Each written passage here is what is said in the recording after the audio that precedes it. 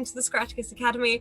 I'm so excited for Space Shenanigans today. So before I hand over to Heavenly, I will just quickly comment a few things. Please check out the link to our Discord. There is a chat room purely for this game. If you want to go scream into the void with it with us. Also, if you miss anything, you can catch up on YouTube. The episodes are normally uploaded sort of a day or so afterwards. And also you can catch up on our other shows there. Every 10 retweets, or if someone donates, we have a Wild Magic Surge, which we now, whoever donates or the final retweet, you can put exclamation roll, and you can actually roll for us in chat. So basically you can inflict it on us if you so wish. Otherwise, a huge thank you to our wonderful sponsors who we couldn't do this without, in the form of Mage Hand Press, which you can go and pre-order their Dark Matter now. I love Dark Matter, so please go and check it out. Also the Deck of Many. You can go check out their Humblewood that's just been released. Also their moving spell cards. They've got loads of Black Friday deals ready for Black Friday, and also you can get free delivery with the code Scratticus. And our newest sponsor is Hero Forge, where you can go and make minis down to your specifications, loads and loads of detail. You will lose an hour, if not more, to it because it's so addictive. I will be making my character for this on there. Otherwise, I think I'll hand over to you, Heavenly. Oh, hi. Hi, everyone. Welcome to the very first game of the Hika Guard. Forewarning, I'm just getting over tonsillitis, so my voice is still a little scratchy. So if I break out every now and again, that is why. But 2 days ago, I literally couldn't even speak, so I'm very slowly regaining the function of my vocal cords. We are going to be playing Scum and Villainy, which is a game that is by Blades in the Dark, a Forged in the Dark role-playing game. And I'm really excited. I've never played this game before. I've never run it. And so I'm very thankful that everyone is trying this new game with me. And we're all going to be learning together, but I think this is going to work out really well because it is a fiction-first role-playing game. So roles are going to be very minimal. There aren't a lot of rules. There's not a lot of stuff I can actually do to you. You all dictate where we're going, and I just kind of throw details at you at random. So because this is a super new system and none of us really know what we're doing, just feel free to ask me questions at any time. We can stop, go over something. If any of you chat have any questions, just, shoot me a message. I'm really excited about the system, and I'm really excited about this game. And I love that it's a viewer game because that means 2 people every week get to come in and just fuck shit up as much as they want, and then just leave Alice and Hans to deal with whatever chaos they've created. It's perfect. I love that. So let's begin. Lithos, an ice planet that has managed to squelch any colony that's attempted to take roots among the white. That's probably why it's the perfect place for Prison Detail X7E, a medium security facility that maintains a small staff and minimal security. Well, minimal in the sense that it's surrounded by a harsh Arctic wonderland that will kill anything that steps outside with insulated walls within probably seconds. There haven't been any formal studies done. It's anyone's guess. Everyone has a reason for being here. Yes, some people have been framed and don't technically deserve to be here. Or at least they don't deserve to be here just yet. Some folks are lucky enough to get by without pissing someone off. But this far from the core, the law and order is a bit more flexible. People make the jumps to get away from the Grand Council for all sorts of reasons.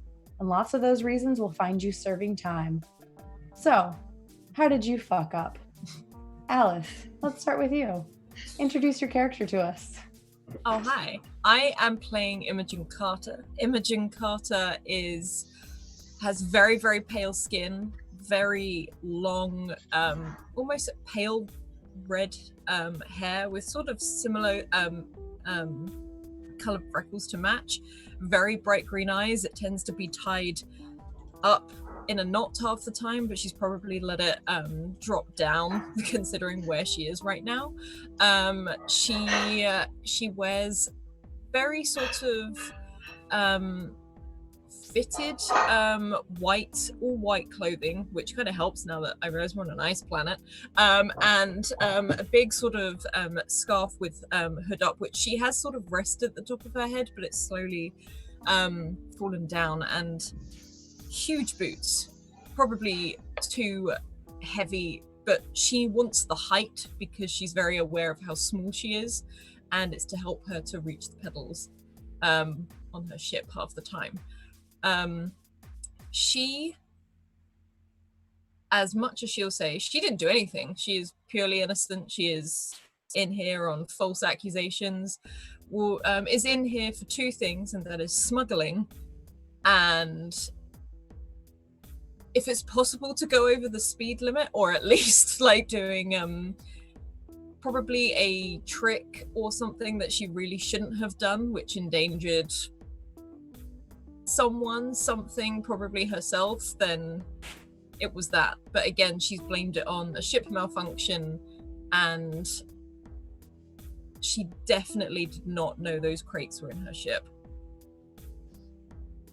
No, of course not. I mean, smuggling is in some ways an honest way of work out here so far from the core. There's really not a lot of ways you can make a good amount of money, so everyone smuggles every now and again. Some people just aren't very good at it. Some people, their luck runs dry. Some people run a red light with a bunch of stolen cargo, and, you know, they get slapped with a light duty on an ice world. It happens. Well, let's go to our next player. Mouse, what did you do? How did you fuck up? Mouse didn't fuck up. At least that's the story she's going to tell you. What actually happened is that Mouse got into a bit of an altercation with this guy Rill, who used to be her friend, and he ended up with a bruise and framed her for his own job. That's rough. Friendship is so important, and nowhere is it more important than the dark confines of space. But friends will always just let you down. Not in jail, though. Jail is full of friends. You've made so many friends since coming to jail. Imogen, she seems really great. Kind of seems to have an issue about how tall she is. Something maybe you want to ask about, but definitely so far seems great. All right, who do we have next? Hans, Kai, what did you do? Which time? This time? The time that you're pretty sure got you here. The problem with Kai is his rap sheet is so long at this point, he just keeps getting himself in trouble for the same thing over and over again. He likes to break into hegemon cult places of worship and pray in front of the artifacts in a deep trance, which of course leaves him totally defenseless when people come to arrest him. Okay, all right. So, crime during the day, but you definitely have a soft spot. You're religious. You want to make sure that you take time to honor your beliefs. Yeah, nobody else seems to understand what he's doing. And it's weird. With the capital W, this is a weird thing he's doing. But he keeps doing it and shows no signs of remorse. Okay. No signs of remorse for praying or for crimes? Mostly the breaking and entering. I don't know that people require you to show remorse for praying, but I mean, maybe in certain social things too, yeah. I guess it depends what state of dress you're in whilst praying, whether or not you broke into the church to pray. I have a hood. I have a hood I can wear for that. Okay. And did you know Imogen before you came to prison, jail? Imogen is probably the only person that Kai trusts. Imogen Mogan. Alex, I don't want to pronounce your character's name wrong. Imogen. Thanks. Yeah, right now, after a few actual scrapes with the law, Imogen's probably the only person Kai actually trusts. Okay. All right. Well, that leaves us to our final captive. Red, what did you do? Well, hi. I am JT Van Cobb, or my friends, and probably also work-related people call me Red. I have fiery red hair, always wearing a big yellow bright scarf, having a leather jacket on.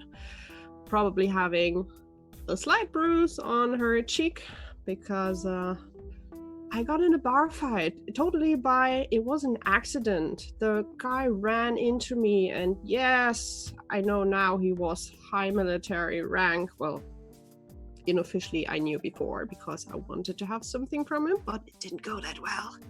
So we got in a little fight, and now I'm here. Totally unfair. Oh, absolutely. I mean, bar fights are the bread and butter of space. So the fact that you were arrested for something that everyone does all of the time is absolutely ridiculous. And clearly the other guy started, and I'm quite sure he's not here because that is like unfair like it is. So that's just how it be sometimes. Well, while locked up together, you've inevitably made a few friends. Friends, of course, meaning that you didn't really have a choice and you have to get along with some people because no one wants to be the loner in jail. But hey, there's good news. Today is the day you all are breaking out. The four of you have decided enough is enough. And why wouldn't you? This place sucks. And outside is so cold, your cells actually explode, which is really yucky. So fuck this place. Through your time here, you know of more than a few folks who got pulled in with their ships, which means you have a way off of this snow cone.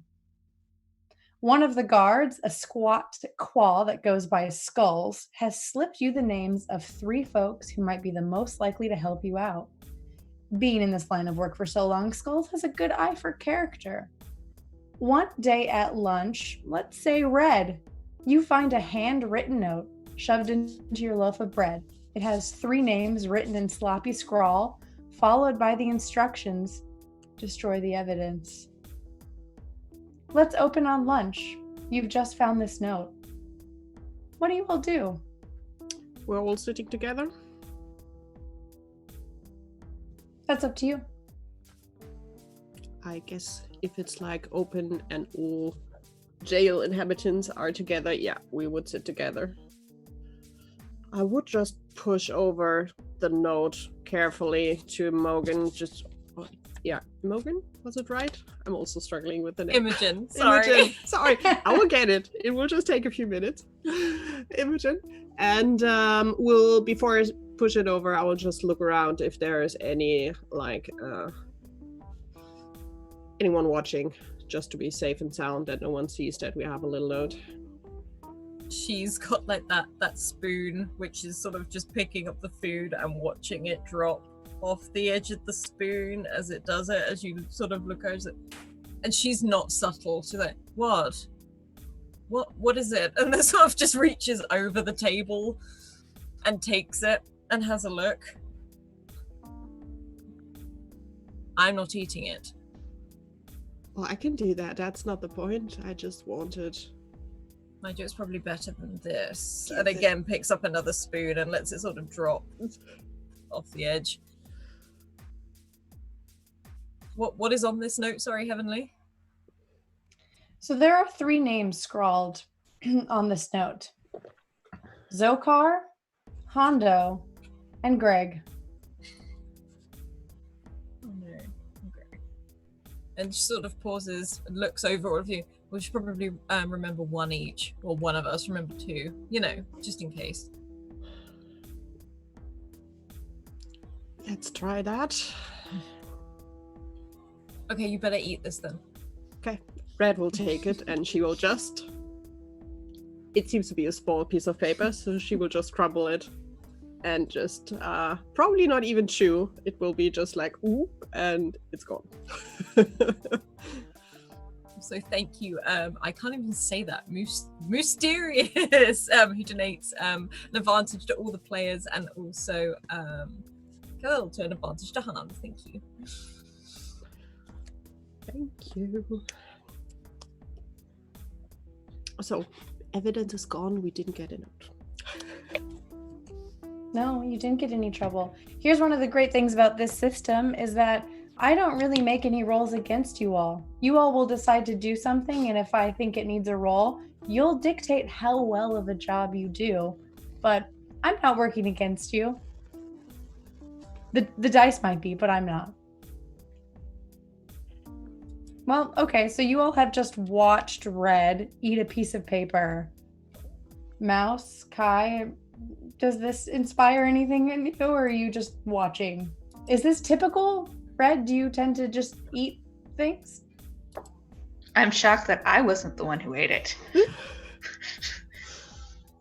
Red just does what has to be done. It was a clear instruction.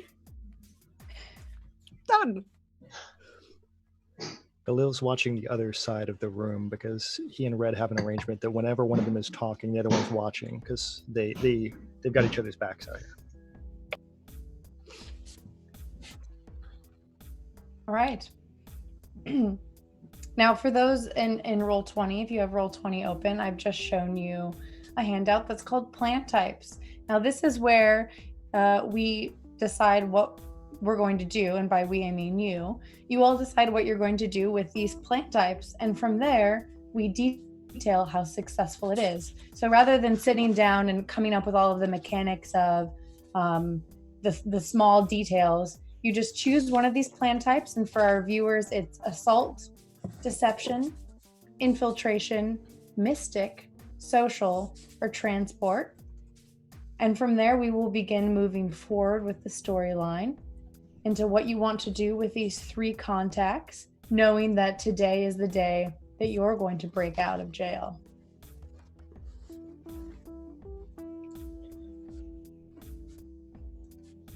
So is this how we're going to get to the contact? That's up to you. So Okay. at this point, you have to figure out what you want to do with these 3 contacts, and then you come up with a plan type. And then from there, we go forward with the plan. So is this us planning right now in real time at the lunchroom table, like maybe drawing diagrams in our goulash? Yeah, Okay, if you I'm want. on board with this. Yeah. Okay. Kai says we're going to have to either do it through assault or infiltration. Infiltration? My specialty. I like the assault way. I'm here for that.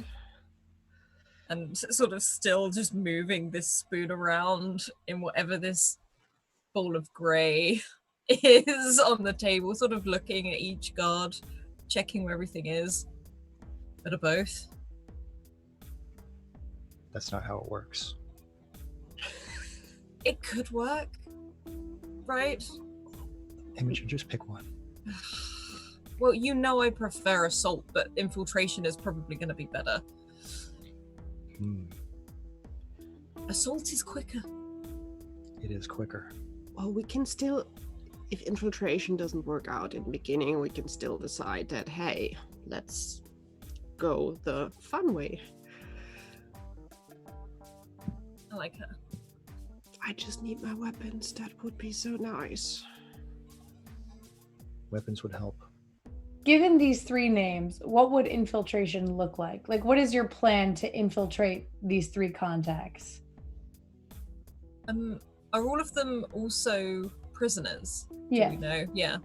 I think it's a matter of Imogen picking up her tray and walking over to the table wherever they are and just sitting down next to one of them.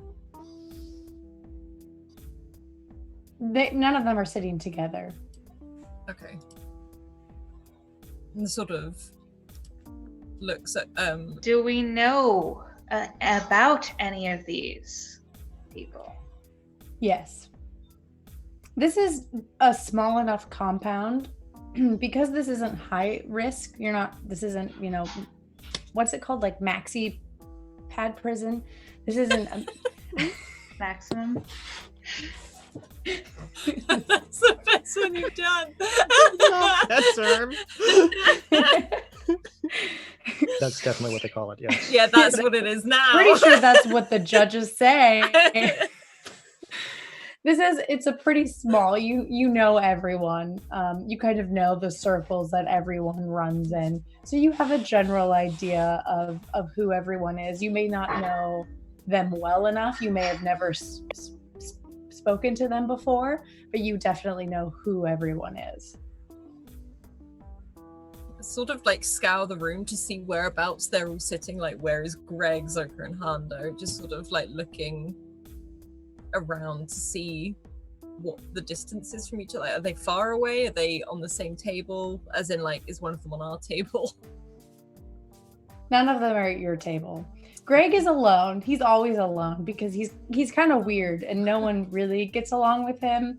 No one knows why he's here, and it doesn't seem like he's done anything. It just seems that he kind of likes being here. There's some suspicion that he may be a guard who is like pretending to be a prisoner to try and woo people for secrets, but he doesn't try and be charming, so we're not really sure if that's working out too well.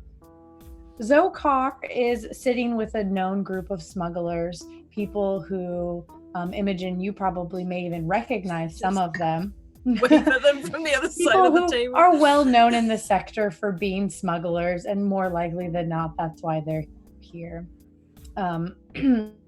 Hondo is sitting with a couple of other people that are from the that are from out of sector, that have come in and they've done more of like the equivalent of white collar crimes. And he's a good boy who always keeps to himself, and he's just sitting with a small group of friends.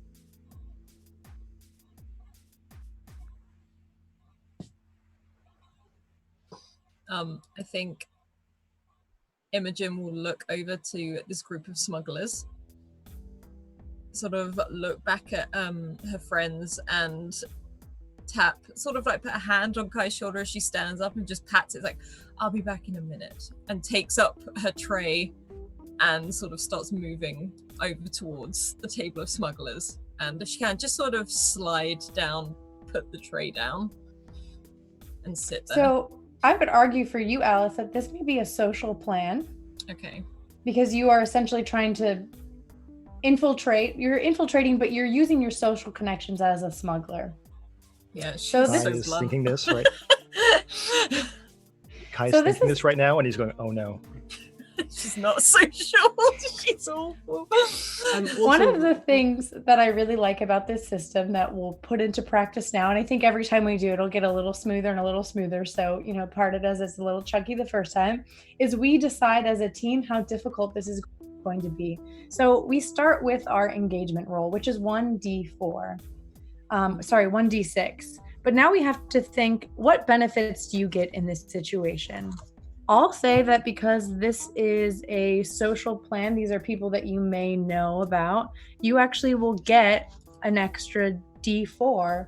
I don't know, I keep saying D4. D6, because it's a major advantage. You have a major advantage here. You know these people, or in some ways you may have heard of them. They may know of you and your reputation. So I'm going to roll 2d6, and that is going to dictate what type of situation we're dealing with here. So I'm doing that right now as I navigate through the 1 million screens that I have open. While you navigate, just to add, the moment she started to move, Red would have turned and would just have a close eye and be almost ready to just have the tray ready to punch someone with it. So she will just look, as soon as she sees something is happening, she will be ready to jump. Okay. So I rolled a 4, which means that this is a risky situation. Of course it is. Which actually isn't bad. That's going to really be the average. But what this means is that there's a little bit on the line, which makes sense because you are in jail. So it's not like this is a cafeteria at the work office or you're at the mall having fun with friends. This is a risky situation. So everything we do is going to have a little bit of an extra edge to it. So any rolls that you make will come with the caveat that they are risky. So Imogen, you sit down at this table with some of the smugglers and with Zokar, whose name is listed, and they look up at you, nod kind of, and continue eating. Yeah, she sort of like goes in between two of the smugglers, like, excuse me, like puts down the tray, sits down. Does anyone want my this? And sort of points to her tray of food and pushes it forward. I'm assuming we have a limited amount of meals a day. Yeah, you have 3. She sort of pushes it forward as like, I wanted to share a meal with friends, and I hear it tastes better than it looks. Friends.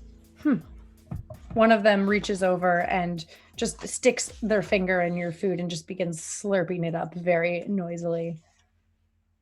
She sort of, you can see her twitch at the slurping noisily as she watches. And there's probably a slow sort of, as she's not one for someone who doesn't have manners, but she pauses for a moment. Yes, friends.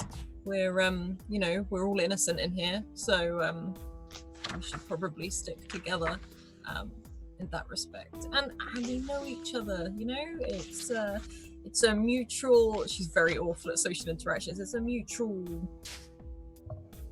She's doing a lot of arm gesturing. I think as you say this, Zokar, who you know who Zokar is, he kind of laughs and he says, Imogen, I don't think anyone's ever been under the delusion that you're innocent. But I am. And she looks mildly offended. She's like, I am innocent. Of course.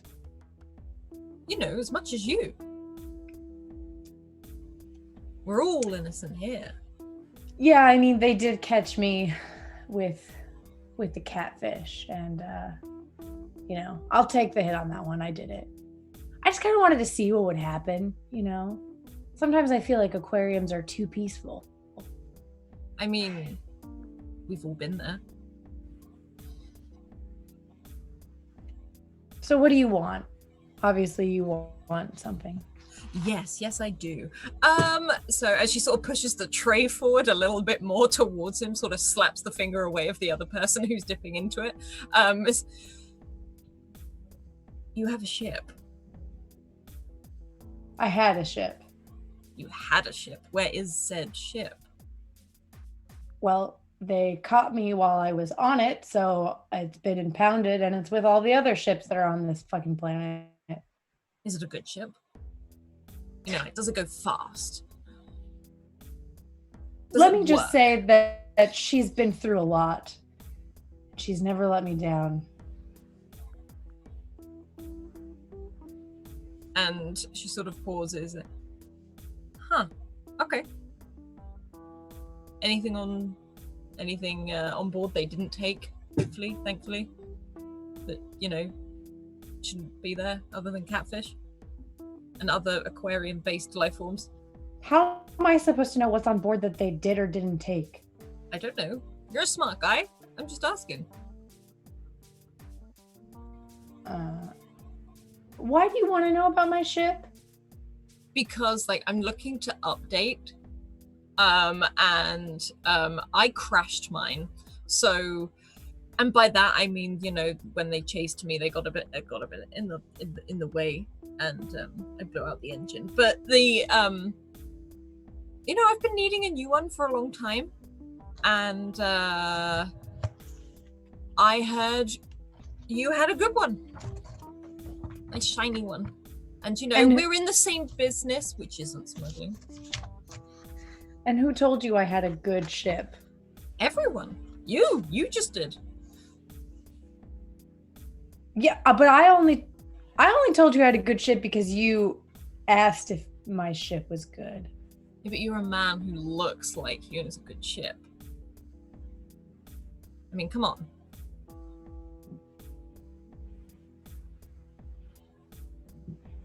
I'm sorry, what do you want to know about my ship?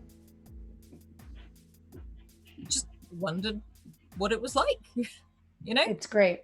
Yeah, great. That's awesome. Thank you. Okay. And she slaps that hand away from the person who's dipping in and picks up her tray and walks back, sort of almost possessively, of this food.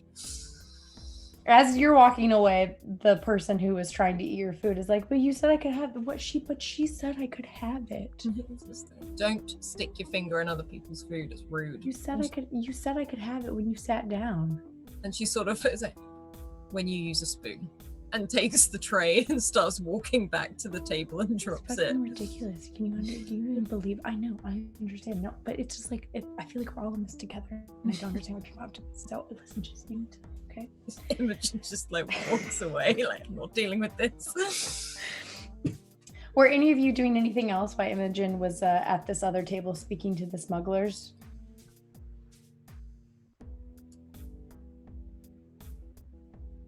Just looking around. We're the most exciting criminals ever. Love it. Just having a look out to see if anyone else is moving towards us or towards our dear pilot captain. Nope. It's lunchtime. Everyone's kind of doing their own thing. Trying to figure out what an approach to Greeeg would be, because he's always alone, It's true. Greeeg is always alone. which is a problem. Which means if somebody sits down with him, it's going to get noticed.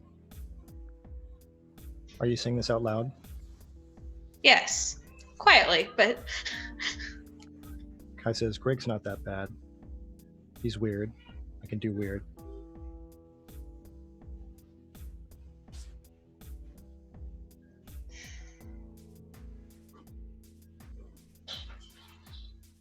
Should I go talk to him? sure. Be better All that right. you do it. You go talk to Hondo, because if I have to do that, I'm going to punch him. So reason Imogen to walk over there. Kai does not take his tray. He just gets up and walks and goes over to Greeeg. Okay.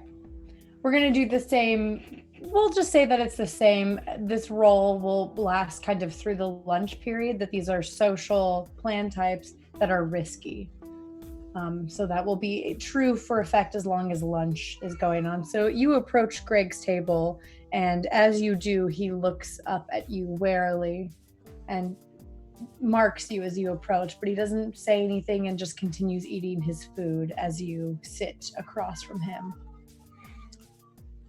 Greeeg, do you have a ship? Yes. Let's get out of here. This place is boring. It's icy everywhere. Are you talking? What? I'm sorry. Are you talking about breaking out of jail? You don't really want me to say it louder, do you? Okay. All right. I think this is a good opportunity for a roll. What are you trying to do here? I would argue for command. That sounds like Okay. a command roll to me. All right. Okay. If Let's I have do to it. accept something else, I can do that. No, let's do a command. Okay. Can I use an advantage since I've been so lucky and gracious as to have been gifted one by chat? Yeah, so this game doesn't really have an advantage and disadvantage. So the way that I think we'll use that is you will, I guess you can roll an extra d6. I think that's what that will look like. Okay. So I have one die in the skill. Should I be pushing the... It doesn't look like there's a button. There isn't a button. So Okay. you will be rolling both because you're using command specifically as a skill and not just the prowess. You'll be rolling however many dots you have in command. So I have one. Okay, so roll, and then you'll get the extra for the advantage, so you can roll 2d6. Ooh. All right. All right, you got a 6. That is you do it. And you also get to add a gambit, but we'll talk about that later. But even though it was a risky situation, you did it, which is super great. So you say this to Greeeg. Do you want me to say it louder? And this look of kind of fear at first, where he's realizing that what you just said is very stupid, and it's really dangerous, but he is impressed with how forward you are. And because he's impressed, he almost thinks that you already have a plan. And he says, yeah, I have a really good ship. A really, really good ship. And if you can get me off of this fucking rock, I'll give you the launch codes. That sounds like a plan. But you have to take me with you. Sure. Okay. What's the plan? What are we doing? Do you have weapons? Are we killing people? Do you want to do this Did right you here? poison the food? I didn't have to poison the food. It's already poisoned. What? And he like, what? Why didn't you say anything? How long has it been poisoned? It's always like that.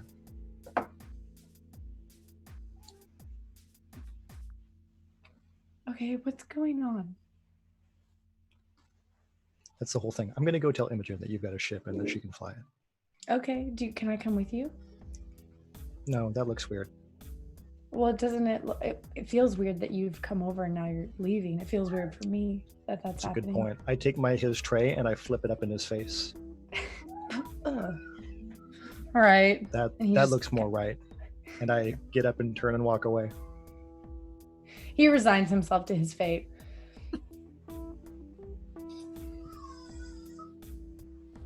I think Imogen's Coming just back to- watched this like, he got his answer. Just sort of nodding as he comes back.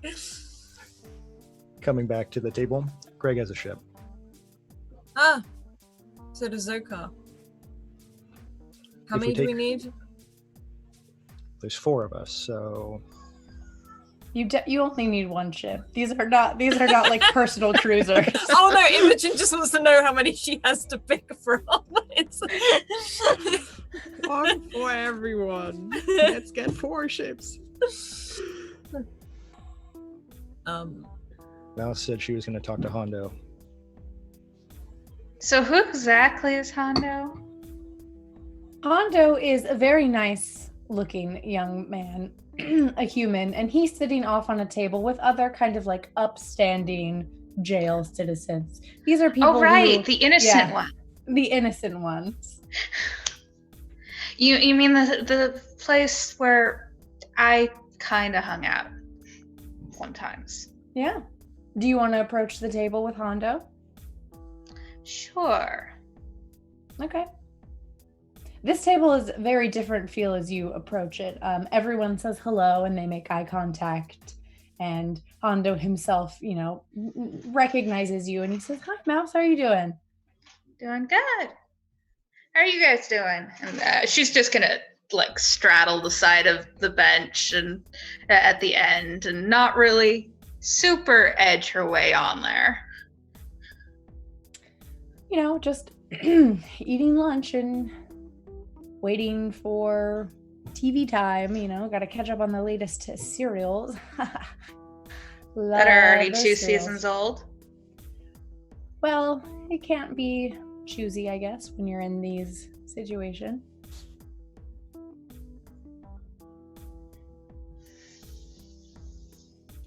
So which serial are you watching?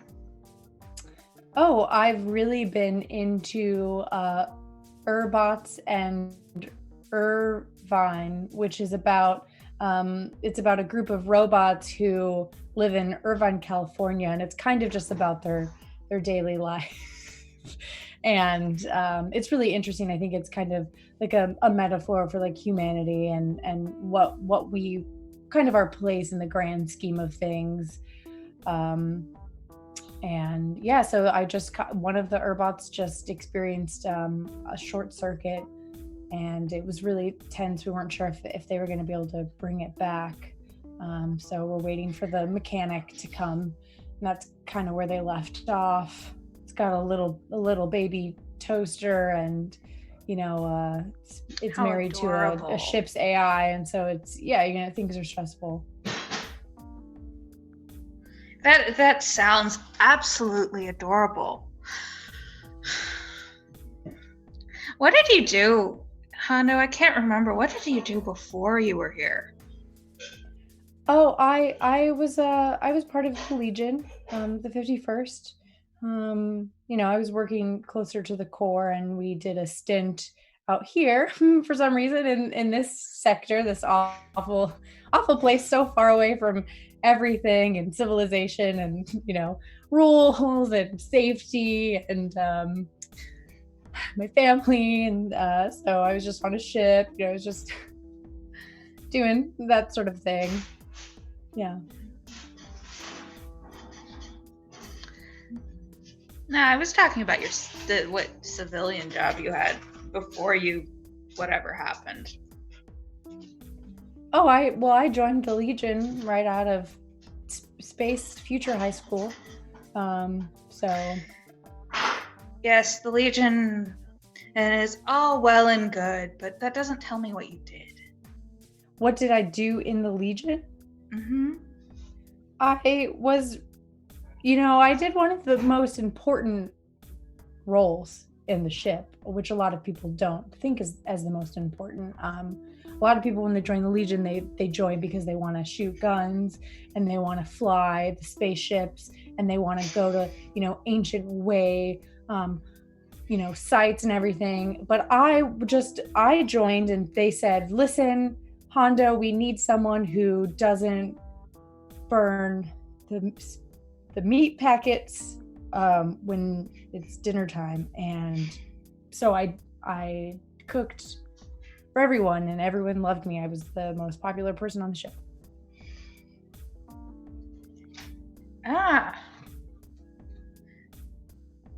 So really? Yeah. Okay. That's why I find this food so offensive. It is my culinary palate. There's no salt. I don't think there's ever surrounded by white matter, but none of it is salt. Apparently, it's all ice. Everything's frozen. Apparently, there's no microwaves.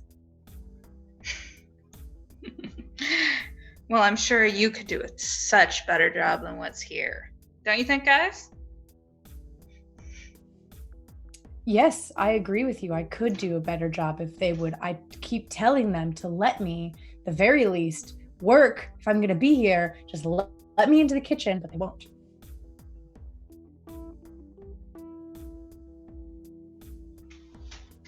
Because something happened in the last kitchen? Or just because they're, don't want anyone anywhere? Are you insinuating that I killed people with my cooking? No. I'm insinuating that because you did. I did not. What? No. I didn't kill anyone. I've never killed anyone.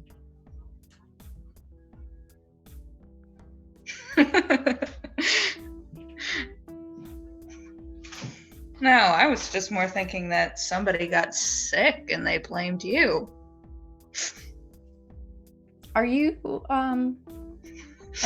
asking like what I did to get here? Is there a reason that you're visiting? I mean, it's so nice to see you, but I was just curious. You know how I get it. I just like to know things. And I always have said exactly why I'm here. I felt that the captain of our ship wasn't doing a good enough job, and so I attempted a mutiny. Okay, are you happy? And it failed. Oh. I'm sorry to hear that your mutiny failed. Yeah, me too.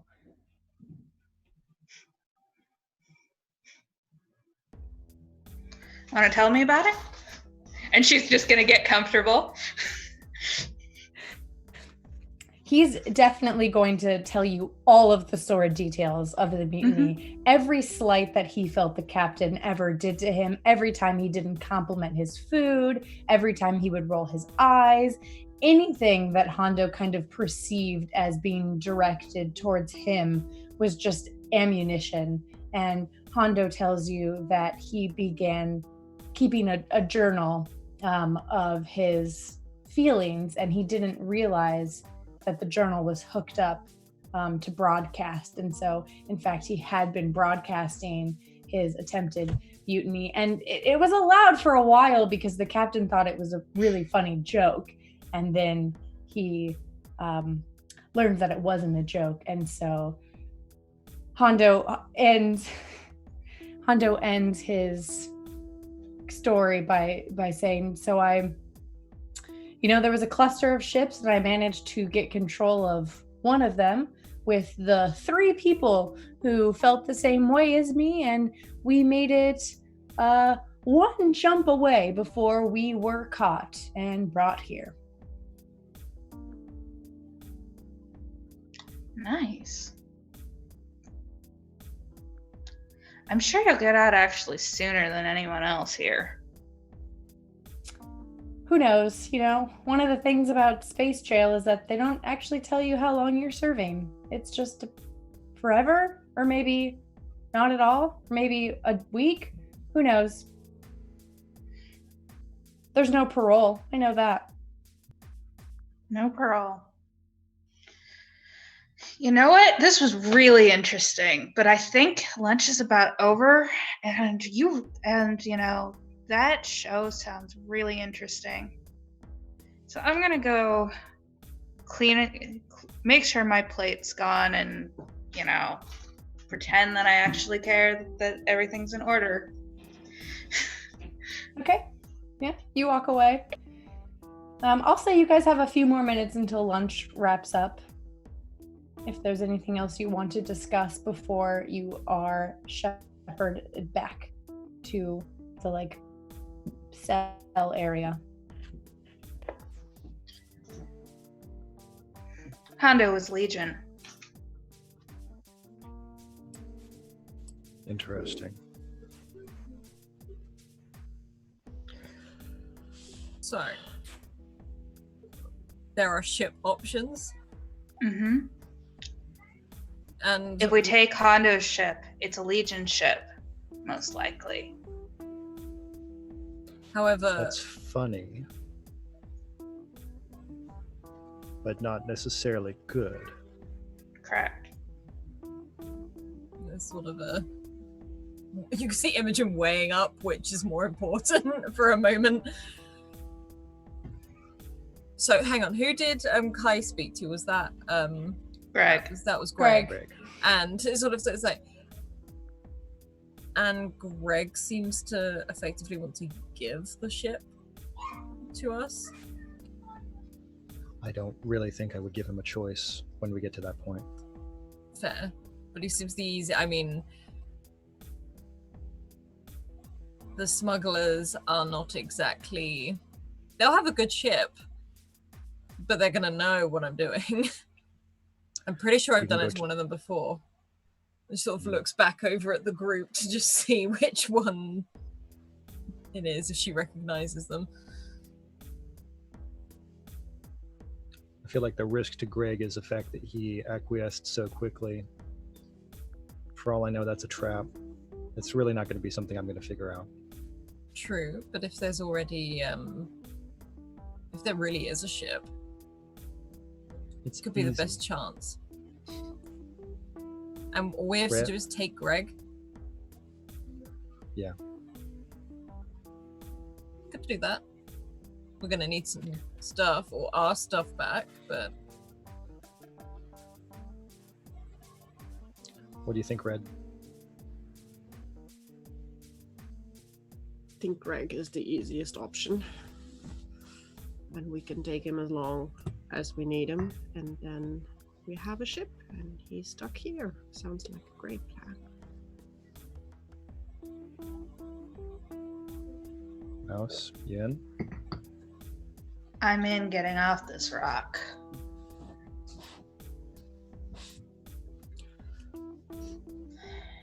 How much do we know about the Heavenly? How much do we know about guard patrols and where stuff might be? Because, we've been here a while. You definitely have a good idea of what the guard patrol looks like. The days are very regimented.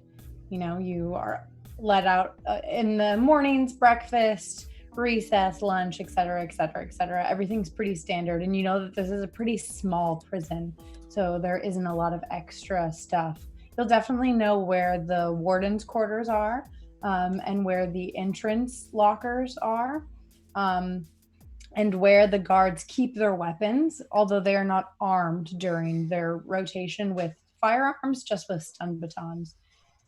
So you have a good idea of where everything is.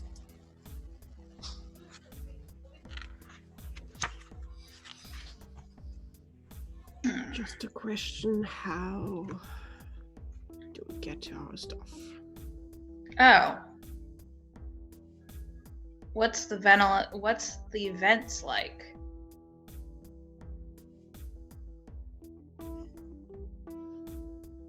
I don't know if I want to fit through a vent, but No, me. Actually. Why do you think I have the name Mouse? I don't know, maybe you like cheese? I thought it was cheese. Yeah. It's not cheese? No, it's because I get into places. Well then you could, okay, never mind.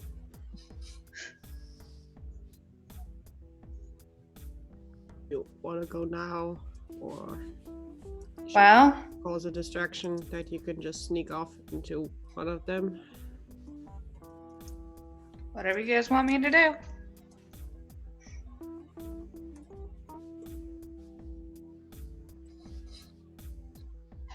If you want to get in the vent, get in the vent. It's like Imogen sort of doesn't know what to do. She's like, I mean, I can sit there and distract them for a bit whilst you get in the vent. Heavenly, is there a place that I know that I could probably get in to move about undetected? For sure. Yeah, I think that would be an infiltration. And before you do that, let's set the engagement rules. So I think that this is, just a little bit of background about engagement roles. There are 4 questions that we ask for the engagement roles. Is this operation bold or daring? Does the plan's detail expose a vulnerability? Can any of your friends or contacts provide aid? And are there any other elements that you want to consider? So we start out with 1d6. I'll give you another d6. I think this is a very bold and daring plan. Can any of your friends or contacts provide aid or insight for this operation? Are any enemies or rivals interfering in the operation? I think you're going to lose 1d6 for that because there are guards who are on patrol, and so the vents aren't just open. So I think this is going to be just a standard 1d6 roll, if that seems fair to you. The question Our is, if we distraction. do a riot, basically, if Red would get up and just get into a fight with whoever is next to us on the next table, would that at least give a distraction, at least for the guards, I would guess? Yes, but Question. that will change the plan. So the plan is, there's only one plan that you all have to agree on. But it can kind of tear off. So that would instead be an assault, which I think would change the dynamic a little bit. But if that's what you guys want to do, while 3 of you do kind of a more brash tactic, Mouse can sneak off. But Mouse will then be doing infiltration type methods under an assault plan. Question. Do we know if there's been like a punch up before? Do you get put in isolation? Or because it's a lower standard prison, do you just go back to your cells, or do you get grouped together? Just because Imogen doesn't want to be thrown into an even more difficult cell to get out of if she starts a fight. That would depend on kind of the scale. If it were an inmate brawl, the penalties are a little less severe. No TV, you get put in timeout, and you don't get to watch TV that night, and you also don't get your pudding cup of dinner. And pudding is the best part of the dinner, but you don't get it. If you were to assault a guard, then definitely there would probably be something a little more like solitary confinement. Actually, there's not solitary confinement, because solitary confinement is crazy unethical. And in space, even though we're in space jail and we've done space crimes, I like to think that we've gotten past the point where we like torture people by putting them in solitary confinement.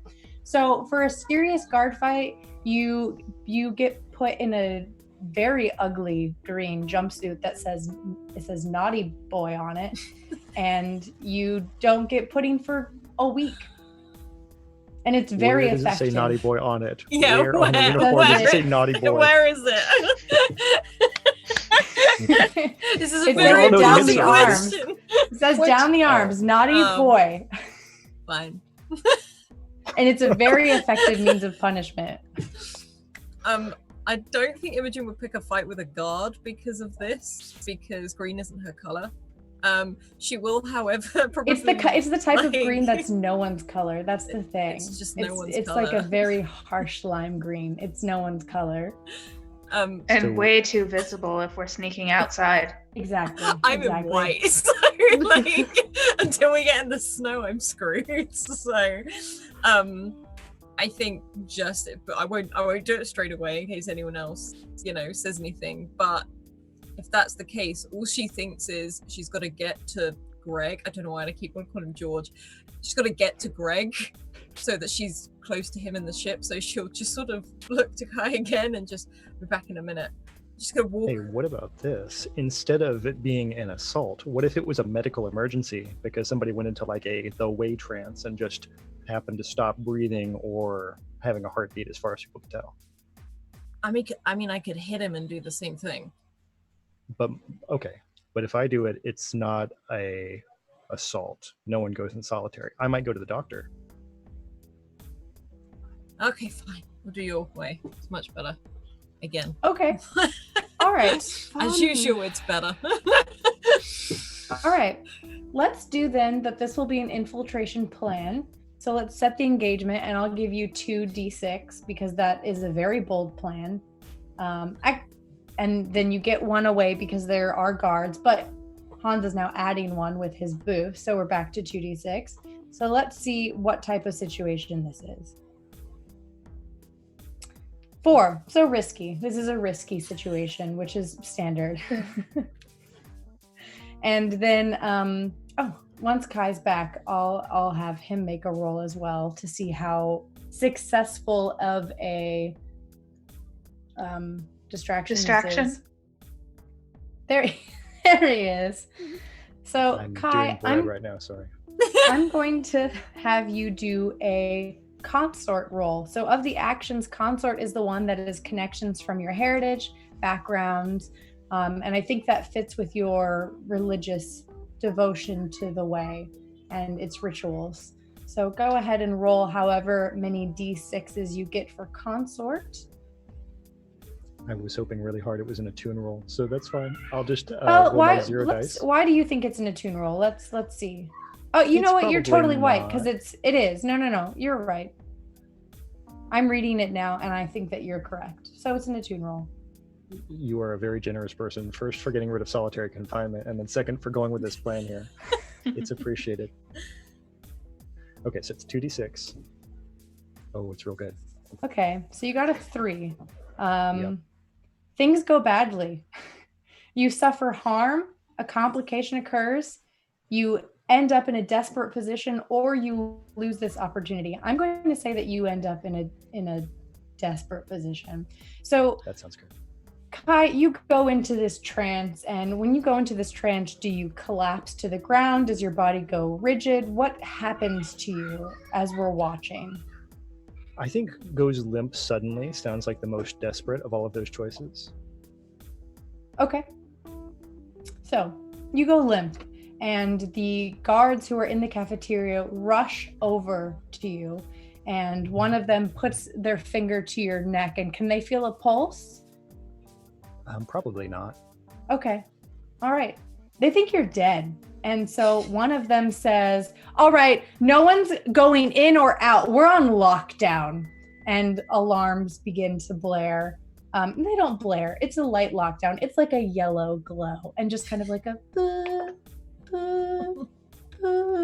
and someone goes, get the doctor. And all of the inmates are now standing up and they're coming towards you because they're crowding and they want to see what's going on.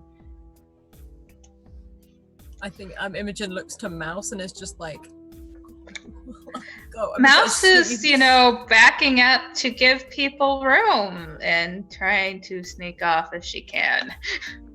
I think Imogen's also gone very dramatic, like, my friend, my good friend, like, sort of run over and fallen down, like, on her knees at the side of Kai, sort of like, you're being too good at this, please start breathing again, like, having that mild panic she does every single time.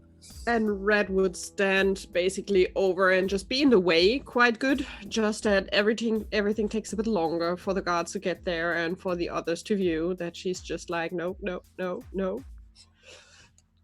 Okay. All right, well then let's follow Mouse then. So Mouse, you are attempting to break away and go into the vents. Out of the actions that we have, which one do you think that is most? Skulk. Skulk. That's what I would think as well. All right, go ahead and roll a skulk. I will roll my 2d6.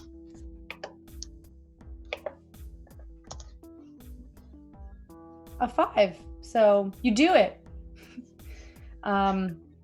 So you're able to do it, but because this is a risky situation, there is going to be a bit of a strained situation, and that is going to be that you are in the Arctic. It's very cold. The ventilation systems are required to keep this place heated enough to sustain living live beings. And as you crawl into this vent, it gets very hot, very, very quickly. And now we're going to implement something that I also really love about this game. It's called a time clock. So you all have 4 ticks of a time clock for Mouse to get out of this situation without becoming unconscious. So as we do things, as we go forward, as we make rolls, they will either increase or decrease the time you have left on your clock for Mouse to escape.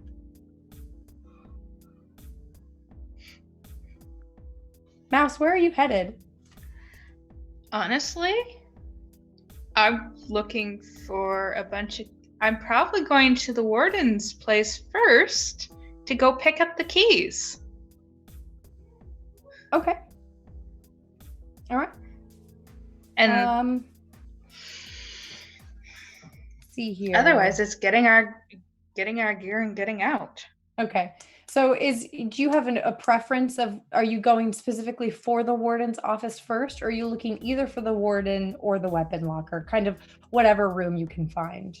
Whichever one first. Okay. Why don't you give me let's see what we got here. I'll say this will just be a straight, let's do just a straight prowess roll. So anything that you have in any of the first columns under prowess, that will be what you roll. All right. As I said, I can continue my skulk, which is 2d6. I think this is just going to be just a straight prowess because you're not skulking any longer. You're kind of looking, you're investigating, you're trying to see where these vents lead. You're trying to navigate as things are heating up. Is that how many I have ticked or what? Let me look at your character sheet if you don't mind. Go ahead. There we go. So, oh, these character sheets are very strange to look at on the computer. So under prowess, you have 3. So this first row is your general prowess score. So you're going to get 3 to 6.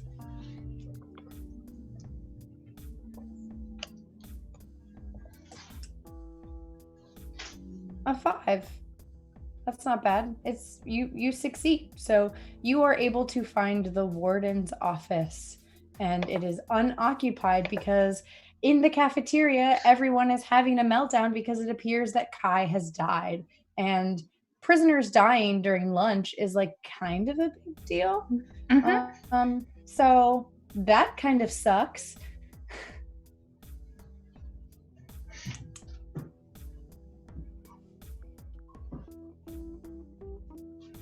Yeah, so you found the office. So I want to find anything that can help us get out of here from there. Do you like toss everything around? Are you looking I'm trying to be careful. I'm trying not to leave a trail that anyone was in here. All right. Okay. So with that 5, there are some consequences because we're in a risky situation, but you're able to find it pretty well. But when you find it, you're looking for his keys to the weapons locker. Basically. Yeah. So you find a giant ring of keys. It has a bunch of keys on it. None of them are labeled. And it has like a keychain that, of course not. It has a keychain that has like a framed photo of a little girl, which you presume is the warden's daughter. But as you are reaching for the keys, he has them his desk is against the wall and they're kind of hanging. You knock over a ceramic elephant. Oof. It breaks. Then I'm gonna get the keys and get out real fast. All right, let's go back to the cafeteria as you're heading back into the vents to continue your search. What is going on right now? So you have doctors rushing towards you, Kai, to attempt to resuscitate you, and Imogen and Red, you are standing here watching. What's going on? Imogen is trying to make a big scene of it so that even like if some of the doctors get too close where they might realize that maybe if Kai blinks or something happens, it's every time it's like sort of no, don't touch him, like is this sort of if they try to take him away or anything. Basically she's causing a scene. All right, I think that's very effective. A scene has already been created, so there's very little that you need to do. As the doctor rushes forward, she looks at you, Imogen, and she's like, okay, explain to me what happened. And she kneels in front of Kai and is trying to take his pulse, holding his head up, rolling him onto his side to make sure that if anything were to happen, he isn't choked. But she's looking at you, Imogen, and she's saying, what happened? I don't know, he just dropped out of nowhere. He was eating this. And she sort of looks over to the food and then stands up and goes, everyone, stop eating the food! And starts like sending into a panic. Put it down, like looks directly at Greeeg. As is being like, everyone put your spoons down, stop eating the food. Makes a sort of a quick eye contact at the guy that poked her dinner. But it's just like, no one ate anything. He ate his lunch, and now this has happened. And she's just freaking out. Okay. Greeeg begins to shriek, and because Kai had upended his food onto his face, he's like wiping it from his face. He's like trying to dig it out of his mouth, and he's like, no, I knew it. They said that I was poisoned. And the doctor is looking at you, and she looks so angry, and she's like, are you fucking kidding me right now? But there's nothing that she can do because whatever. And people around you are starting to get riled up. Alice, why don't you roll a command roll and see how well you get everyone riled up? Okay. Let's have a look. I add one. Hang on, let's have a look. I've got a skill called Commander, so I don't know if that does anything. I don't know. What does it say? It says, whenever you lead a group action, gain +1 scale. For example, a small group counts as a medium group. If you lead a group action in combat, you may count multiple 6s from different rolls. I don't know. So I roll. I don't think that helps in this situation. Okay, so I just roll 2d6? Yes. Yeah, that's... You did it. You did it very well. You also get another gambit, but we'll talk about that later. So everyone begins, the other prisoners begin to just lose their mind, and people begin throwing their food on the floor. But you've almost done too good of a job, and someone throws a potato at a guard. Yeah, there was potato. Someone throws a wedge of potato at a guard, and it hits them square in the face. And so I'm going to mark 1 on our little sheet here. The guards are now on high alert because they feel that they have been targeted. And the guards that are in there go, everyone just calm down. The food isn't poisoned. The food is not poisoned, but it's not working. People are losing their mind. And you notice that fights are starting to break out. People are shoving. The situation is beginning to feel very tense.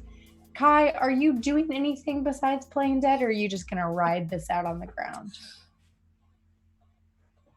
I did so badly on that roll, like in terms of my positioning. I feel like Kai is probably not going to get the chance to come out of this just because he wants to. Okay. You feel like you'd be stuck in this? I feel like maybe at least for a little bit, I'm misjudging the timing of this moment and just going to lay here and make the doctor worry more. Okay. Red, are you doing anything? She's probably the one who's starting trouble, and Okay. we'll just help along the way to get everyone a bit riled up, just like pushing a bit, maybe also trying to throw some food around, just like getting people riled up. It's working. Yes. You guys are doing a very good job getting people riled up. Let's go back to Mouse. So you have made it out of the warden's office. You are back in the vent. It is very hot. You are sweating. You are leaving little handprints everywhere you go, and things are getting sticky. Let's do one more of the prowess check to see how well you are able to find where you need to go.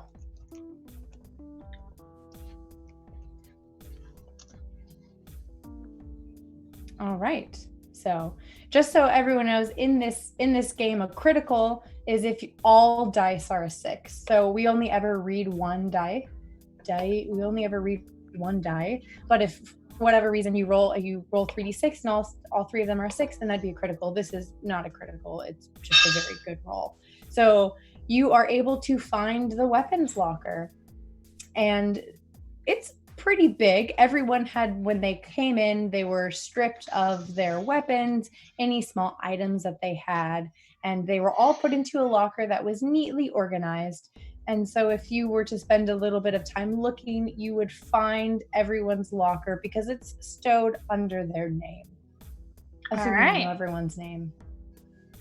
Yeah. But it's going to be a lot of stuff for you to grab by yourself. So I don't know. Are you wanting? You can't grab everyone's guns and trinkets because that's too much. You don't have enough hand. You only have 2 hands. I only have 2 hands. Right? I mean, you're a human, right? I am a human. Yeah, you only have 2 hands. I almost played an actual mouse person, but I am a human. Mouse people, I think, also only have 2 hands. So. Correct. Some of it was to try and move it to other places so that we could get to it. Okay.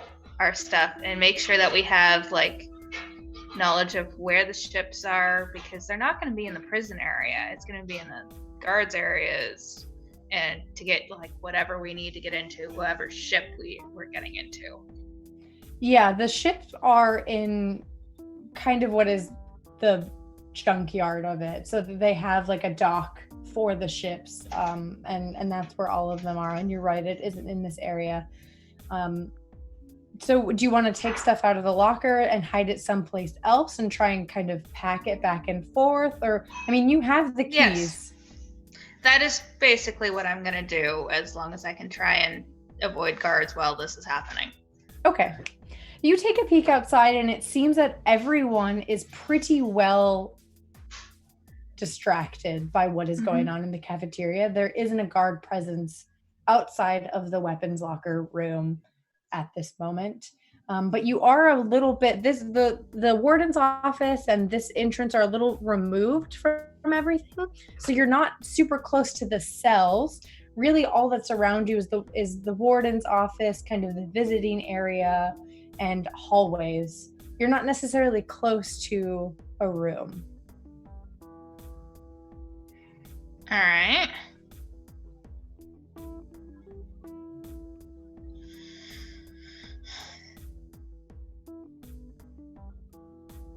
What am I close to then? Other than the warden's office? Just the visiting? Yeah, the visiting. I mean, this is kind of like the entrance to the prison, so there isn't a lot of things that you would be able to interact with as a prisoner without the keys and crawling through the vents. Which I have the keys. You do have the keys. So you can get into the, there's like a bars that separate the kind of entrance area to the part where y'all are kept. You can get through there, but you're going to have to walk down. Like, what I mean is that you can't just pop out the door and there's a cell that you can throw everything into. You're going to have to walk down, a series of hallways to get any place with these weapons and everything. Yep. Okay.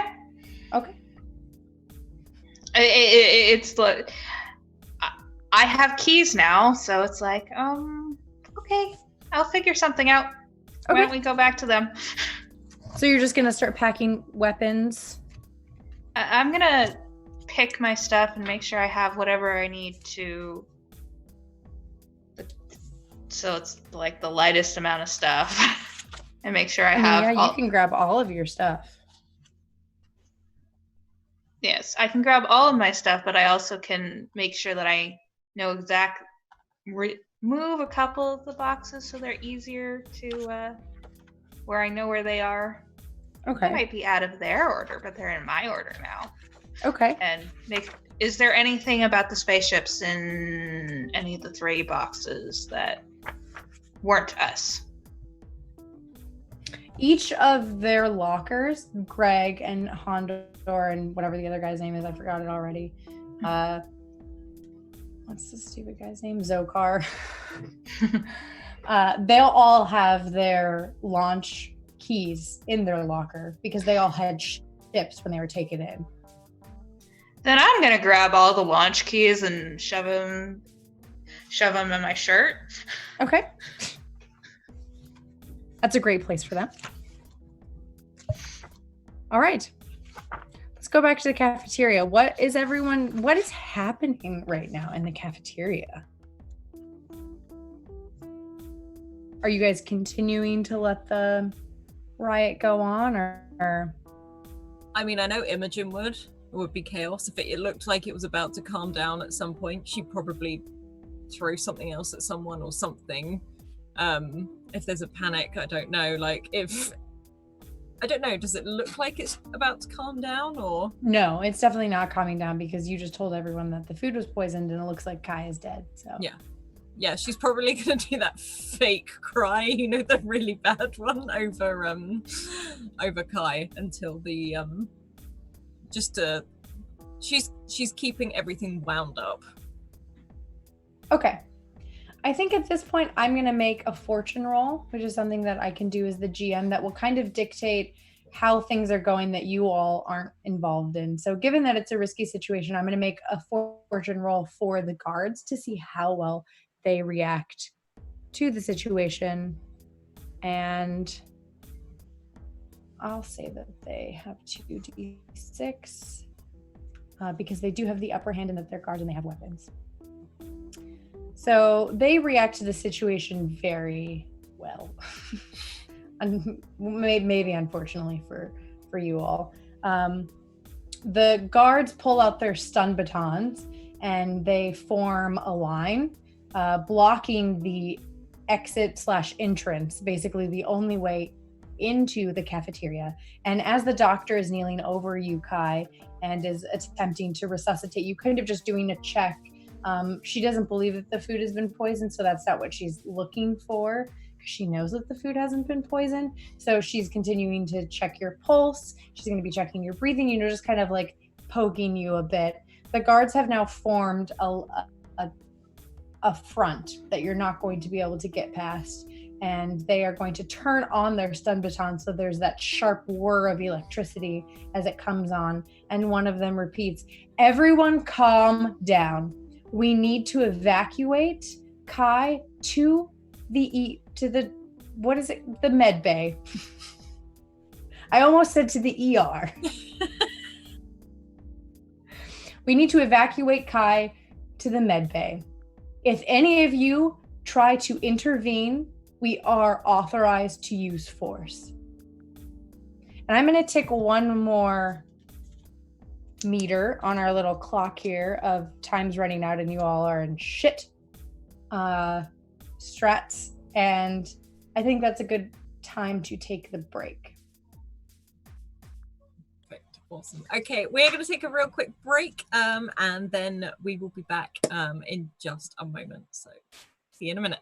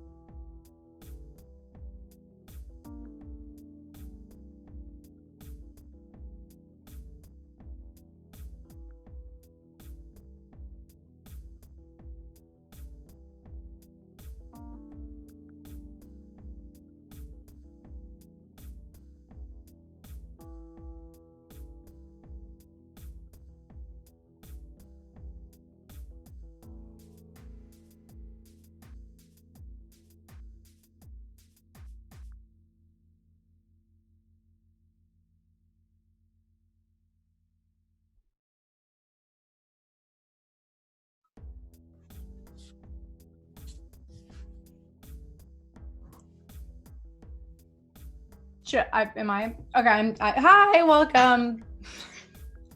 Hi, welcome back. So, oh my gosh, sorry. I'm sorry we were on a commercial break for such a long time. It was my roommate's fault. So, everyone just so you all know, fuck that guy. No, I'm joking. He's very sweet. He's watching right now. Is his name Greg? His name is Greg. And so where did we last leave off? Mouse, you had successfully found, I say last left off like it wasn't 7 minutes ago and we don't all remember, but Mouse, you had just found the weapons locker and you were beginning to smuggle some of the goods, and you had also taken all of the launch keys, so it was very easy to kind of choose whatever ship you wanted from the 3 options, which I think is a very good play. The guards had just lined themselves in the cafeteria with their stun batons at the ready because the situation has become quite dire because Imogen literally started a riot by insinuating that someone had been poisoned, and it didn't go over super well. So that was where we left off. So let's go into the cafeteria. The guards have just turned on their stun batons. They have issued the order that everyone needs to remain calm. Red, Kai, Imogen, what do you do? Red would just look out where Mouse disappeared. Would she be able to get back out this way and join us, or are the guards now in the way? And it would basically be very obvious if Mouse suddenly would appear. Mouse will definitely be able to come back out of the vents because these are the vents that were made specifically for people crawling through them to do all sorts of nefarious plans. So definitely she'll be able to pop back out.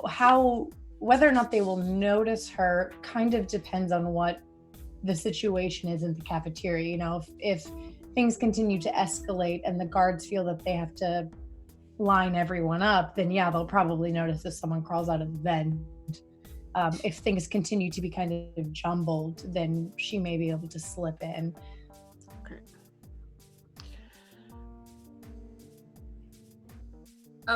One other question. If Kai gets taken to medbay, does that mean he's stuck there? Like, do we know if that means that we then have to break him out of medbay? And would that be an easy thing?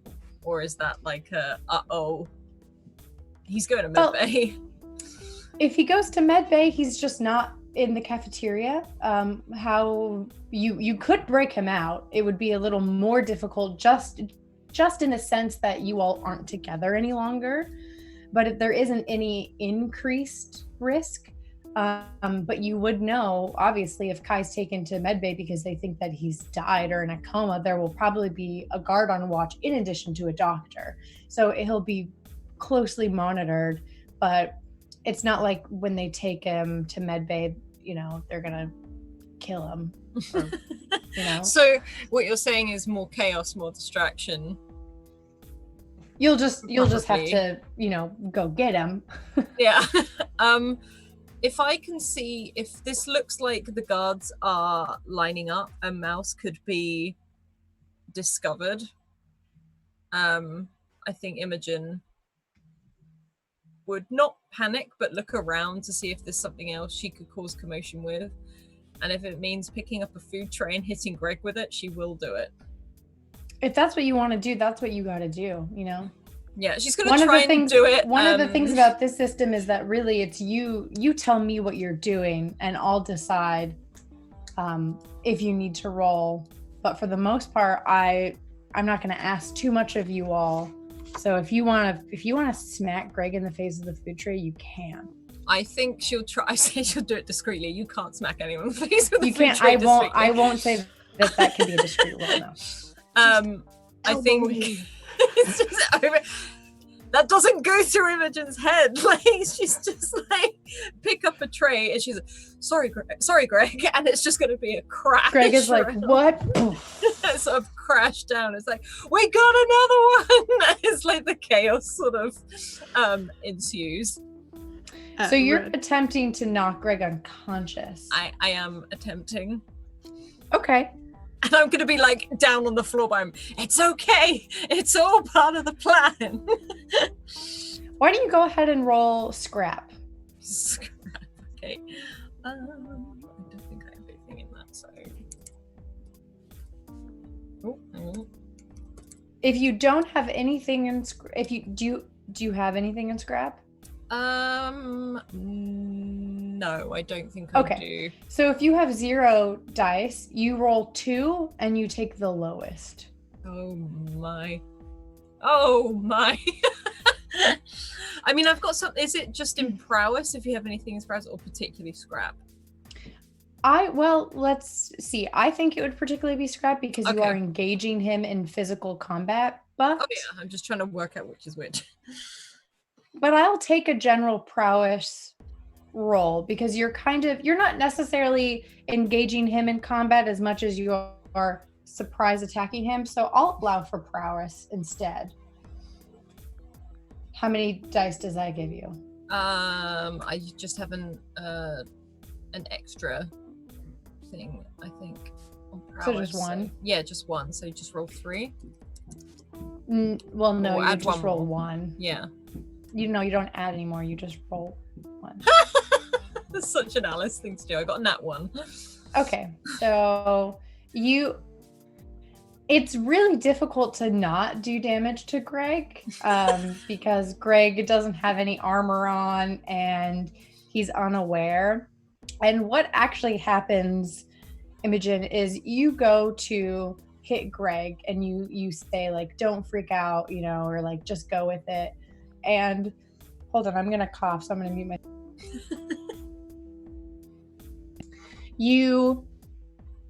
There had been, before the guards had kind of lined up ready for this action, there had been more than just a few potatoes thrown.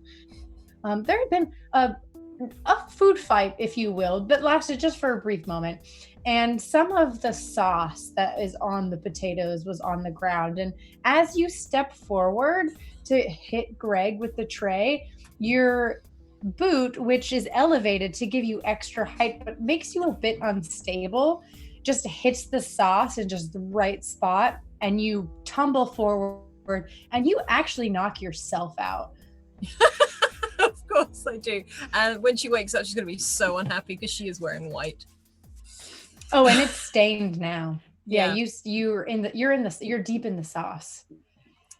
And so the doctor looks up from Kai and is like, oh my God, are you fucking kidding me?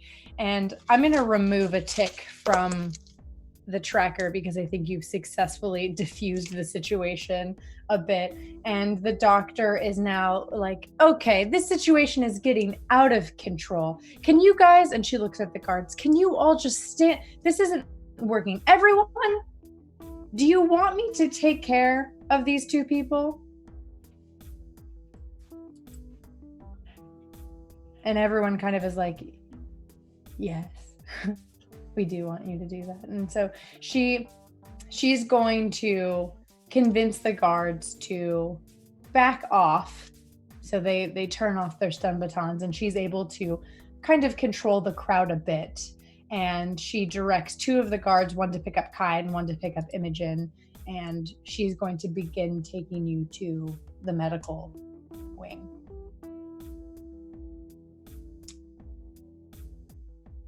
Red, is there anything in particular you want to do as this happening, or should we go back to Mouse?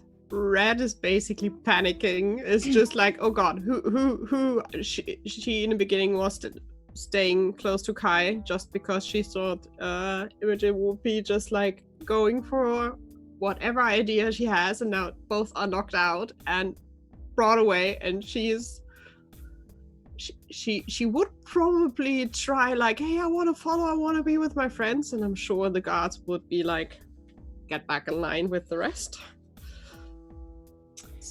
I don't necessarily think that's true. I think as you speak up, the doctor looks at you and she kind of looks you over to try and assess your intent Like, are you going to try and come and hurt them? And she sees that you seem concerned, and whether or not that concern is because you think your plan is failing and you're not going to be able to get off, it looks enough like concern for these two people that she'll say, yes, I could actually use a second pair of hands. Yes, please come with help me. Carrie. Let me just tell me what to do. And she would have a last glance at where Mouse probably will sneak out or not, we will see. And she will just try to follow. Okay. So you all, well, two of you are carried out, and Red, you follow behind, and the guards kind of fall in line. And as you are leaving the cafeteria, you notice that a small handful of guards, maybe 3 or 4, stay to kind of get everyone under control. And there's some yelling and a little bit of name calling. Some hurtful names are said, and people say things on both sides that they regret. And in the end, as you're leaving, you can hear people begin to apologize, and they're kind of coming together, and they're trying to, make sure that they leave on good footing from the situation. And you are being led down the hall by 2 guards and the doctor. The one of you, and then also the 2 of you being carried. And Mouse, as you're coming out of the weapons locker, I'll say that at this point you've made a couple of runs. Where are you storing things exactly? Oh, you're muted. All right. I probably hid them in a cupboard that we could get to, but didn't look like it was accessed very often. Okay. All right. Yeah, I'll say that probably the front desk. It's getting to the later part of the afternoon where there aren't visitors. So the front desk, kind of behind the front desk in the cabinets that the receptionist has, would be a good spot. And it's within close enough range that you're not having to run really far down a hall back and forth. Yeah. Okay. So I'll say that you have been able to store everyone's stuff. You took everything out of the locker? That was your goal? Mm-hmm. Okay. And as you're coming out of the weapons locker room for the last time with the last armful of stuff, and we'll say that this is Kai's stuff, you're laden with everything. You see, so there's kind of the hallway and then another hallway, and you see walking down kind of at this T 2 guards, and then you see another guard carrying Kai, and then another guard carrying Imogen, and then Red, and then the doctor walking by. And they don't see you, but they definitely walk by quite hurried. All right, then I'm gonna put the stuff down and crawl in the vents to try and find them. Okay. Yeah, you know where the vents are, so you get in the vents and you do it. And let's do just one more prowess roll.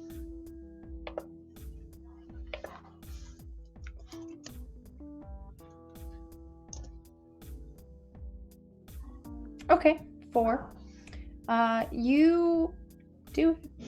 So you're able to find, that when you left, Kai was creating a distraction that included him becoming unconscious or looking dead. So it is safe to assume that they are going to medbay. You don't know why they'd be going anywhere else. You don't necessarily know why Imogen also appears to be going or what's going on, but you are looking for medbay and you are able to find it. But there is going to be a bit of a complication, and that is it is still getting very, very, very hot in these vents. You were out for a little bit of time, but as soon as you're back in them, it is just almost crushing this heat, and you are beginning to breathe very, very heavily. And as you are in the vent looking down on the medical bay, a drop of sweat kind of teeters on the edge of your nose and begins to drip down. Who's under the vent? No one right now. It's just dropping on the ground. But you're sweating a lot.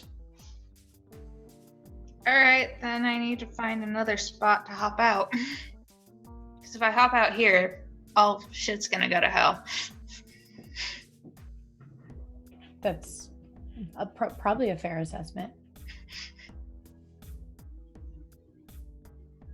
There aren't any, if you're looking for another way to come in through the vents, there's no other way to come out of the vents in the med bay unless you wanted to like go down the hallway and come through the door. Yeah, that was my plan because I need to get out of these vents. Okay. Yeah. So you come back out of the vents in the hallway and then you're just gonna walk through the door?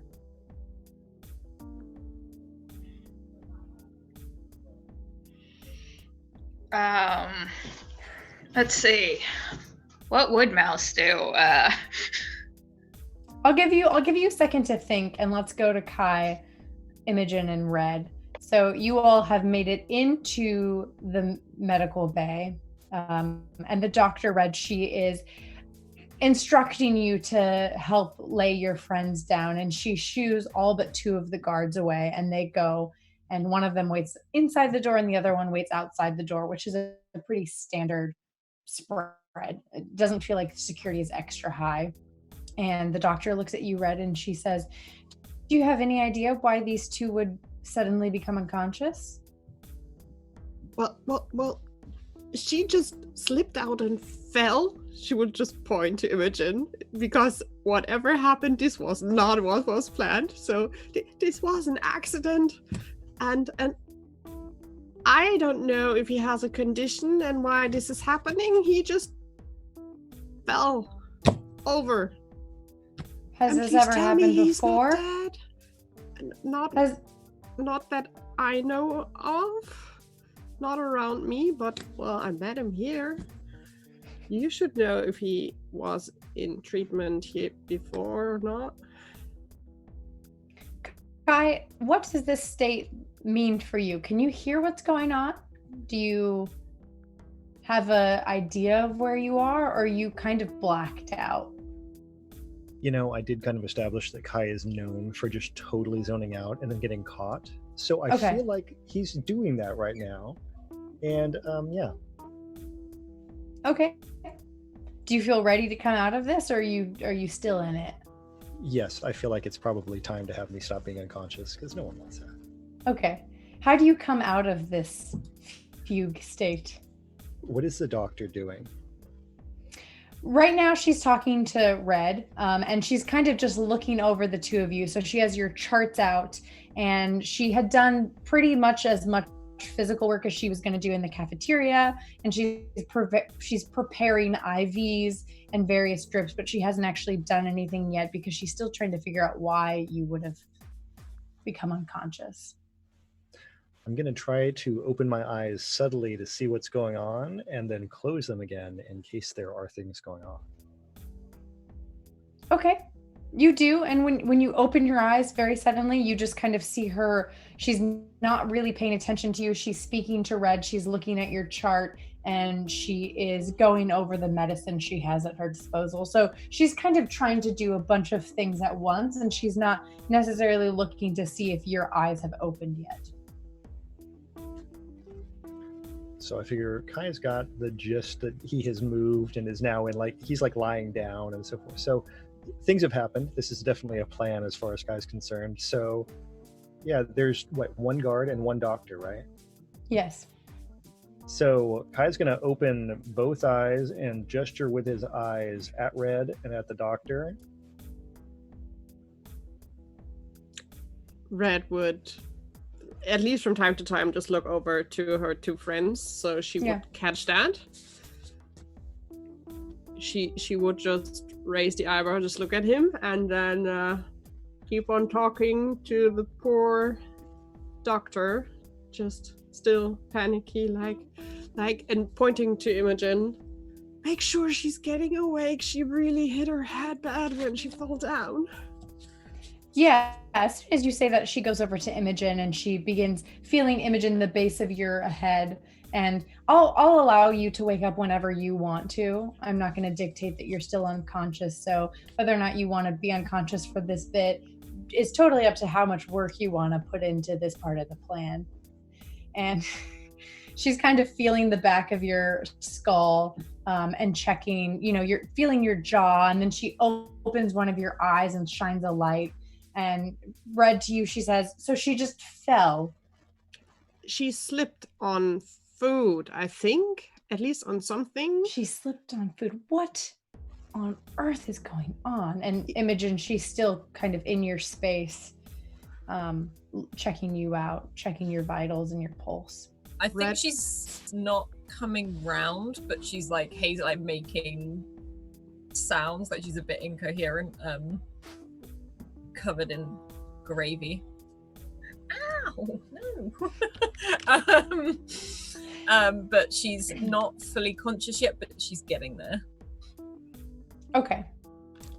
I think this... Oh, go ahead. Red would just stand basically in the way that a doctor now doesn't have a clear view on Kai. So whatever he wants to, if he wants to move or do anything, that she at least immediately wouldn't see it. Okay. I think this is a good time to change up what your plan is.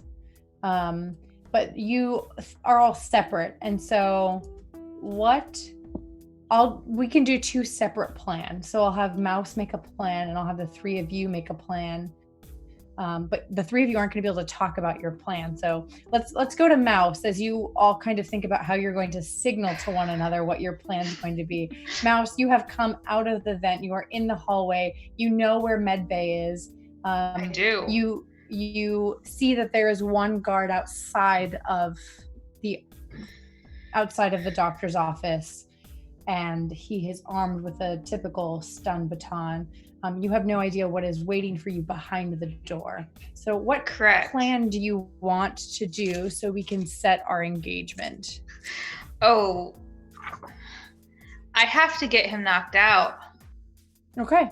So do you want to go with assault? Yes. Okay. Let me just find my, where's my little, I have so many sticky notes in this thing. Here we go. All right. So I think that this is a pretty bold plan. It is a bold plan. But it's also contingent on a lot of factors that are unknown. You don't know what's going on in the food fight situation in the cafeteria. You don't have an idea of what is going on behind the door. And so I'm going to say that you don't get an extra advantage for the boldness of it. I wouldn't think that I would. I don't think that they have any particular defenses. I think this is pretty straightforward. No one can help you. No. I think that this is just going to be 1d6. That's okay. We're just gonna go with it. So this is a risky position, which because it's always a d6. Yeah, this is gonna be terrible. Is always going to be what's going on. So before you roll your d6, tell me exactly what you're doing to the guard. Honestly, are you walking up to him and like punching him in the head? I mean, what's your plan here? Well, he's gonna see me walk up. Yeah. There's no way he's not gonna see me walk up. This is an empty hallway, and he's looking outside for anybody. Yeah. So it's like, but he has a stun baton, and I want to use the stun baton against him, which is not going to go well. Yeah. So I think that is going to be a scrap, not just prowess. I think that's scrap because you are attempting to engage with him directly. Yes. So how many d6 do you have for a scrap roll? 1d6. 1d6. Okay. I'll let you roll again because you rolled that before we had established what we were doing. Right.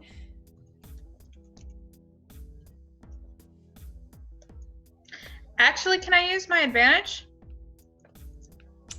Yes. How did we say with advantage? So you'll get 1 extra, so you can roll 2d6. Okay. A 3. 3 is better than 2. Well, not in this game, because 1 to 3 is things go badly. Well, we already knew that was going to happen. So, you approach this guard, and he turns and looks at you, and he says, "What are you doing out of the cafeteria?" And you lunge for his baton. Or why don't you tell me exactly what how are you attempting to engage him? Honestly, it would probably be this kind of thing where she's like, you're trying to basically get his arm around him and like use his own arm to hit his own head with it. Okay. So you attempt to do that, and he kind of you make a very obvious lunging gesture. Maybe you're not used to fighting, so you kind of like, it's not smooth. You're like, but when you go for him, and he is able to very easily kind of bat you away, and he pulls out his baton and activates it again. There's that hiss of electricity as it turns on, and he says, "You should probably go back to your cell." Yeah, no. So before we settle this further, let's go back inside the medical bay. So the three of you are there. You have a doctor hovering over you. Imogen, Kai, you have regained consciousness and are attempting to signal to Red with your eyebrows what to do. And Red, you are doing what? Red would wait for any sign that Imogen is slowly getting fully awake again, and would slowly move around to get closer to the guard at the door, because she thinks that at least Kai is up again, that he might be able to take care of the dog, and the dog might not have any weapons or is dangerous. So she is slowly moving, staying near the bed, so it's not too obvious, but moving towards the guard. And being on the jump to knock him out. One thing Kai may know from being with Imogen for a long time, her immediate reaction when normally coming out of having collapsed or something, if there's someone too much in her face, she does tend to if she doesn't know who it is, unless it's him, so you will know that's coming. I'm just giving you a heads up in case you would do something about it. I feel like the only reason that Kai would know that is because he has been hit so many times. You have been hit. It's not him anymore. She's used to your face now, so. Okay. Are you saying that you're coming awake now, or are you still... I think she's coming round. I think it's almost like she doesn't know what happened. It's almost like she's trying to focus and will figure out where she is, and if there's a face she doesn't know. Yeah. So when you come around, you do see the doctor over you. So you reach out and kind of smack at her face, and she looks startled, but she's not, she's used to this, and she immediately reaches out and kind of puts your hands back on the bed. She's not restraining you, but she's definitely like holding your hands down at least, and she says, "Imogen, it's me. It's Dr. I almost just said Dr. Carter because I just looked down and I saw your last name. But that would be weird because then that would imply that we're related." I hit her again. This is too weird. "Imogen, calm down. It's me, Dr. Alice. You know me. Oh, You're safe." Hit her. This isn't so weird. That was the better option. I would like to so much, squint. I would like to squint at this Dr. Alice, and she's holding my arms. You do notice that she's very beautiful. You are like stunned by her beauty, and she has this gorgeous curly hair and Good this cover, like good big cover.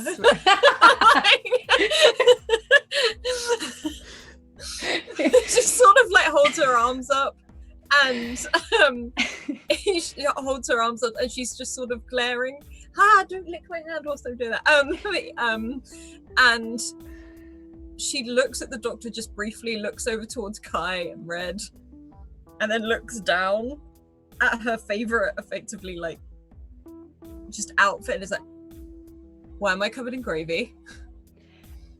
You fell, and I don't know how it happened either. I was just as shocked to look over and find you unconscious, but there was a bit of a commotion. How much do you remember? And she's about to blurt something, and she's like, I went to check if Greeeg was okay. He looked a little upset." Yes, I'm familiar with Greeeg. He's in here every day. It's clicked Imogen, again. can you? And she pulls out a flashlight and she's like, will you just follow the light? And she does the thing, whatever doctors do when they think someone's concussed. She's like, say the date. Who's the president? What's the alphabet backwards? How long have you been here? Who am I? You know, what shoes are you wearing? That sort of thing. Red, what are you doing? And Kai, what are you doing? As Imogen is being interrogated about the date. Just over and over again, Dr. Alice is like, what day is it? Is it Thursday? Is it Thursday? Is it Thursday? Red would go towards the guard and would try to tackle him and try to punch him out. All right, let's just do a straight prowess roll. Actually, before we do that, let's do a different engagement plan since the three of you are operating separately, and I'm going to give you the same kind of factors. You don't know what's going on outside the door, so you're not going to get any. The kind of this is a bold plan is canceled out by the fact that you don't know what the fuck is going on outside of this room. So we're just going to do 1d6 to set the tone, and this is actually a desperate position. So you're in serious trouble. So anything that you do is with increased effort. So go ahead and roll a scrap to attempt to wrestle this guard. Okay, and I have the special ability Wrecking Crew, so your strength and ferocity are infamous, which sounds wonderful. When striking in melee, which I guess this would be, I gain a +1 dice. Yep. So then I can roll 3. And it's a question if I want to use my advantage. I think... Oh, I will also say that because this is this is the first time it's come up. If you want to, you can push yourself, which is adding 1d, which is where you take stress, or you can accept a devil's bargain, or someone can help you. At this point, I don't think if anyone wants to help you, they can take 1 stress, which would give you a d. So that would probably be up to Kai if Kai wants to assist you. Red, do you want help or should I let you do it? I would say let me do it. Just make sure that the doctor is in line and is not doing anything crazy. But I will take some stress to add another d4. So I'm then at 4, and I take 2 stress, right? Yeah, 2 stress. Okay. Let's see, 4d6. You got a 6, so you did it. Somehow you were able to go up to this guard, and what are you doing? Are you attempting to drag him to the ground? Are you going for his stun baton? It is currently holstered at his side and is not activated.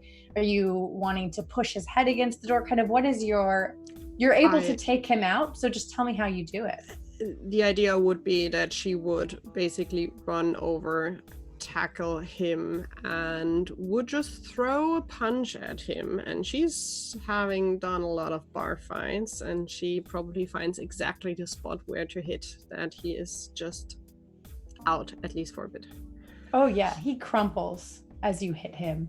And as he falls to the ground, you look out and you see that Mouse, almost at the exact same time, has attempted to take out a guard that is just on the other side of this door, but Mouse is not doing so well. In fact, Mouse has been, the guard that Mouse was attempting to take the baton has sidestepped her and has her now pushed up against the other wall with the stun baton.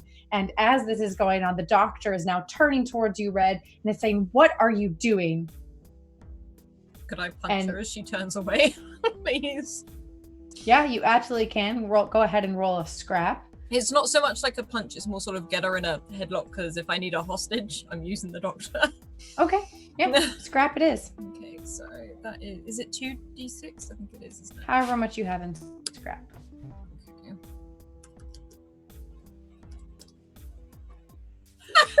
I'm so freaking useless, I'm still dazed. 4 and 5s are fine. They're going to be what you get a majority of the time. It just means that a little bit goes wrong. I hug her. You're able to do it. You, as she's turning around and she's saying, "What is going on?" You hook an arm around her throat and you're able to pull her kind of so she's half on the bed and you pull yourself up so you're behind her. But as this happens, she screams and the guard turns away from Mouse and looks into the room and sees what's happening. And so, Mouse, you are outside the door, and this guard, it looked like they had you in a lock, that they were going to have you beat. But they hear this scream. The doctor's like, "Stop it, let me go!" And you hear a thump as this other guard in the room hits the ground. And the guard turns away from you and throws open the door and goes in to engage with you, Red. So at this point, you are all kind of in the same plane. What do you all want to do? Now. You're in the same. Well, you're still technically in two different rooms, but the door is open.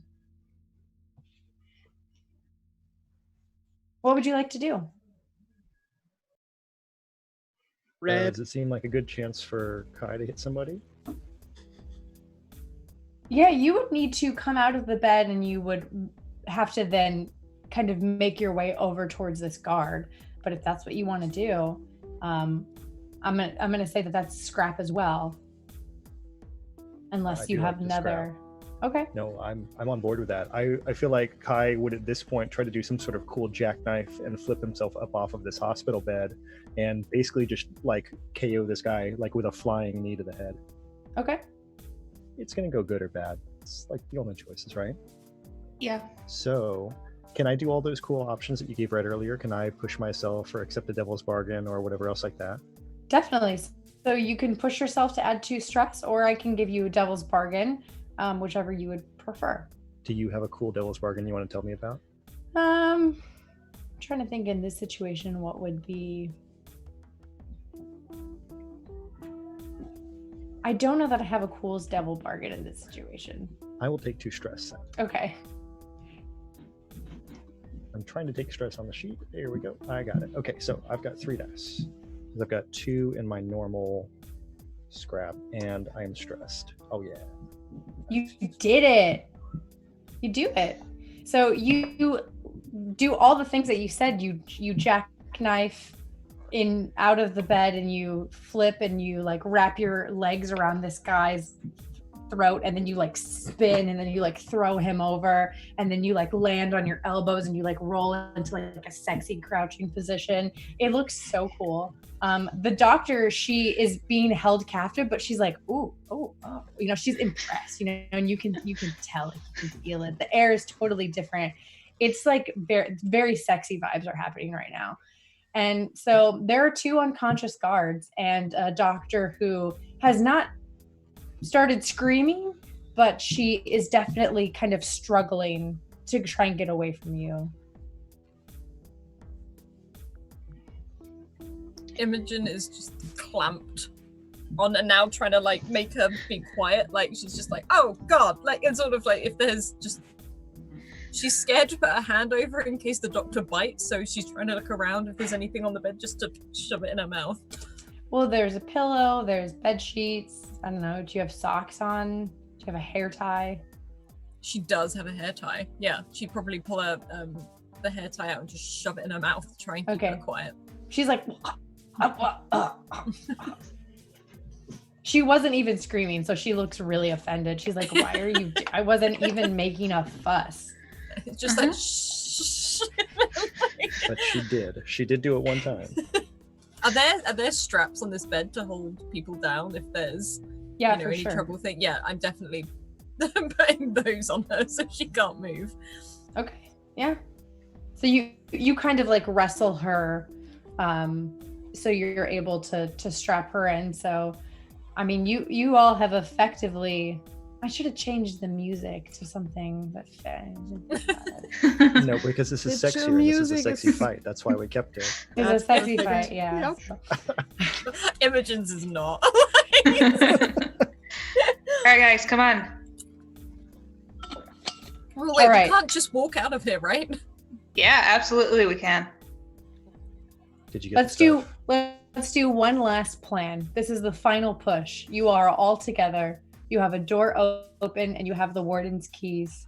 You want to get off this rock and you have 3 ship launch keys. Let's make one final plan and one last engagement roll, and then we're just shooting for the finish line. We need to infiltrate our way out. We need to get gone. All of our stuff's at reception right by the door, and we need to go straight out. And we have 2 guard outfits lying in front of us. So 2 of us could be guards. 2 are basically, we are bringing the others out. So Imogen looks around for a doctor's coat, or if the doctor's wearing one, she puts one on and puts a sheet over the doctor on like this wheelie thing. No. Those are hostages. I'll drop her off at the entrance. Actually, I just figured we were gonna lock them in this room. Let's lock the guards up and take the doctor. Do we? Red Red already halfway is unclothing the guard in front of her because she just thinks that would be fun to wear. Put on like a doctor's coat and slowly covering the doctor is like, I'm really sorry. Like just covering her up with because she doesn't want to hurt her. She actually quite likes the doctor, but you know Alice is a great because name, you got stew on your shirt. Is that why you're taking her clothes? Is that what happened? Yes, I can't be seen like this. We're doing a breakout. So you've got to look good when you leave. What if they catch like an image or something of you? This could be the face and the look that they have to try and find me in. Okay, that does happen every time. Exactly. Every time. You'll be clean the next time, so they'll be looking for you dirty. Come on, let's go. I'm putting the coat on. Okay. Red is putting the clothes of one of the guards on, and will just wrap her own clothes in a small bundle, have it under her arm. She will have the baton. She will try to look very guard-like, which will probably go horribly wrong, but...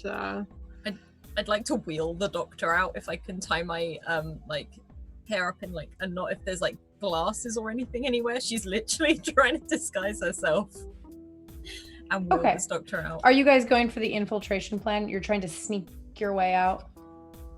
Yes. Okay. This is bad. So, yeah. I think that you have a very bold and daring plan. And I also think that because you all are kind of working together and you have the keys you have the warden's keys, so you have the keys to all of the doors and all the gates, as well as the keys to all 3 ships. I think you'll get 2 advantages with this. So you're going to get 3d6 as we set the engagement, and that is going to be a risky situation. Risky. Of course it is. It's the most common, you know, a lot of these situations are going to be risky. All right. So you cover the doctor with the sheet and you begin making your way down the hall. How are you doing this? Are you guys just walking in formation? Kai, Mouse, Red, how are you following Imogen as she pushes the doctor in this gurney? Imogen is walking confidently down this corridor as if it's, I think Red would be up front and be like the guard that leads the way and makes sure that nothing comes in between. Are you in the guard costume? Yeah. Okay. So... Oh, we've got 2 guard costumes. Mouse, do you want to put one of these on? Or should I? Sure, I can put the other one on, or you can, whichever. No, you go ahead. Okay. Then she'll just shove the jacket on and the belt. Because she already has pants that are similar enough and work boots. It's true. It's really the jacket that makes the outfit. They're able to wear whatever pants they want. It's kind of like their little flair, so... Kai, the best person ever. And Kai, throw my hair up in the guard cap. Yeah. Mm-hmm. Kai, what are you doing? So we have 2 guards. We have Red and Mouse. They've disguised themselves as guards. Imogen is pretending to be the doctor. Kai, how do you fit into the charade? I want to posit that Kai is going to hold on to the underside of the gurney and the sheet is draped over him. Okay. Very sexy. I am going to change the music. Because I have this, I have all my music labeled. I feel like this is appropriate. Nice music. We're ready for So- this, yeah. You all begin walking confidently and with purpose down the hall. And Mouse, you have already walked this route, so you are even able to help navigate. Although you all have been in this prison for a while and you're like pretty familiar with where everything is, you literally did just walk this, so you kind of handle it pretty quickly. Yep. And as you are walking, you can hear that there is still a bit going on in the cafeteria, but the situation, Imogen had managed to create like such a panic that it's actually still contained there. So the hallways are clear and you are able to get to the front desk and find Where all our boxes are. yeah, all of your items. But not Greg's. But not Greg's, and Greg's also not here, so it's fine. Everything that you all came with, you find, except for Kai. You have 2 extra items. You have an ancient prayer book, whose pages are vandalized in a fervent scrawl, and you have, I'm scrolling to find it, you have a white badge belonging to a crew member of the SS Saint Vincent. And these, for some reason, were among your belongings, and they are with the box that Mouse has created for you, but you do not remember coming in with them. Kai definitely believes it's some sort of fate, so he's fine with that. That's normal. It's just fate. All right, you all And have then your items. as I will go and look at Imogen and pull out the 3 keys and hand them over to Imogen. Imogen takes them very, very excitedly, knowing each one is to the ship. Is like, I mean, we could take all 3, but we shouldn't take all 3. And she's sort of talking to herself at the same time. Let's get out. Check the. Yeah, we'll do that. And she sort of keeps moving and has to remember to push the trolley again. Like Kai might feel a bit of a judder as she like moves again as she's looking at the keys. Like might knock it on the door frame at one point, but Mouse is opening the keys. Okay. So you have the keys, Imogen. Are you leaving the doctor here, or are you continuing to take her to the dock? I think she'll leave the doctor here under this cover. If there's any paper or a notebook, she's going to write "Do not touch" and put a little sign on top of the doctor, and then she's like, "Okay, let's go find us a ship," and sort of almost runs down this corridor excitedly. Okay. Yeah. Checks if Kai first. They're like, Kai, like lifting up the cover, like, come on. Kai drops down. Out we go. All right. You all have your belongings and you are making your way to the port. Again, it is a pretty easy, it's just through the reception area. It's kind of where like if any of you were to have visitors, which by the way, none of you have ever had any visitors. So the idea of like visitation hours is kind of bizarre because they've never once been used. But if anyone were to ever visit you, they would this is where that they would dock their shuttle. If it was a larger ship, they would dock their shuttle here, or for smaller ships, they can actually land planet side. And that is where you would presume any of these ships would be, because this isn't a sprawling estate. So it would make sense that even if it's an impounded vehicle, it would probably be in the same place as the vehicles that belong to anyone who works here or is visiting. And you're able to find it pretty easily. Yeah, I think Imogen would immediately be looking for which ships match up to which key effectively. Yeah, I don't 100% know. They never in Yeah, I was gonna say, is there a science fiction? They never really say how that works, but we'll assume that there's little. It's a beeper, yeah, and you click the beeper and you do each of it. You put it under your chin to like, because your brain fluid helps the distance. That's what I've always been told for something. I don't know. Do it when you're looking for your car. If you put it under your chin, apparently your brain fluid makes the distance longer. Someone told me that and I believed it. And is there someone telling you that? Someone told me that and I literally believed them. And to this day, when I'm looking for my car, I put it under my chin. I don't know why. It doesn't make any sense. But you do that. You put it under your chin in the range. And as you do each of these 3 keys, 3 separate ships kind of go boop, boop, boop, boop, boop. Ooh, can't do that sound with this voice right now. Do any of them look particularly fast? I will tell you what the 3 ships look like. Mm-hmm. You have 3 ships in front of you.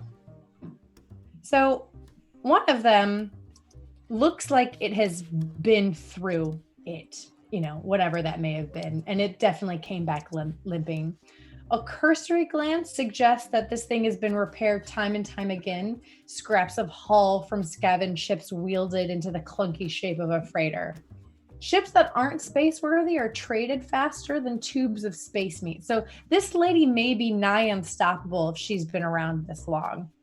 She looks like a standard freighter, but you do know that things that look like they carry cargo may draw extra attention when you're pulling into port.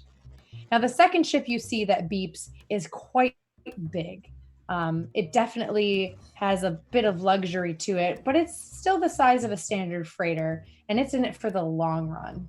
There's a sign of repair along her hull, but she's been kept in good condition and attended to with a loving hand.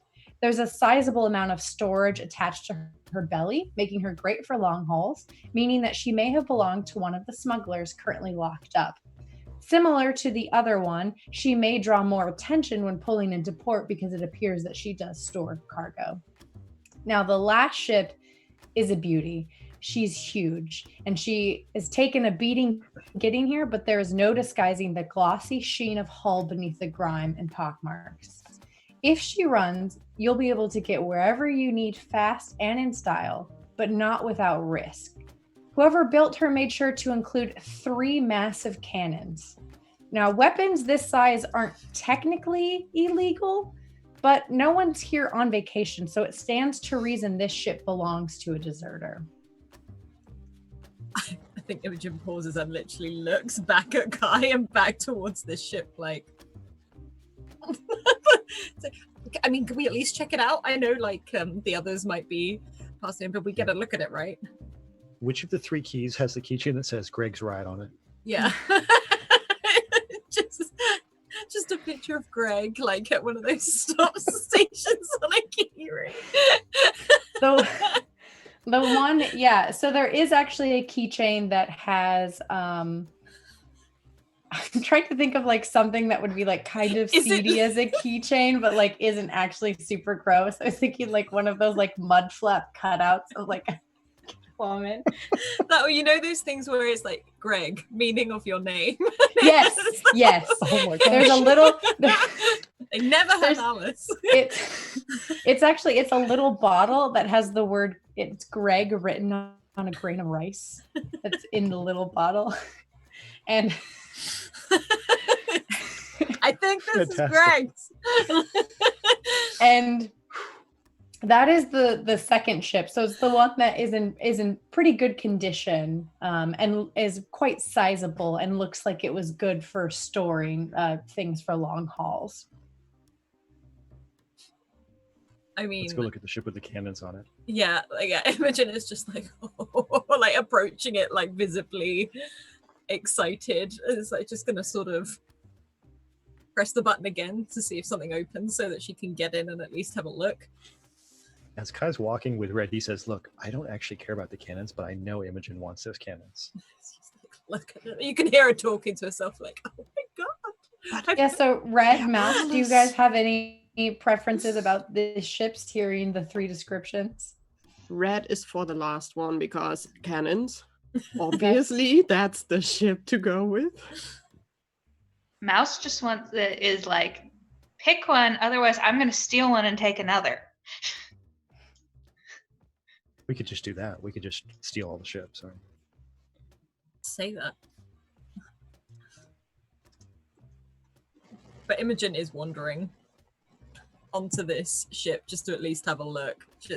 She's probably never been on since that it's just been her and Kai. She's probably not had a ship of her own that is actually this nice. I mean, she's tried to steal one before, but yeah.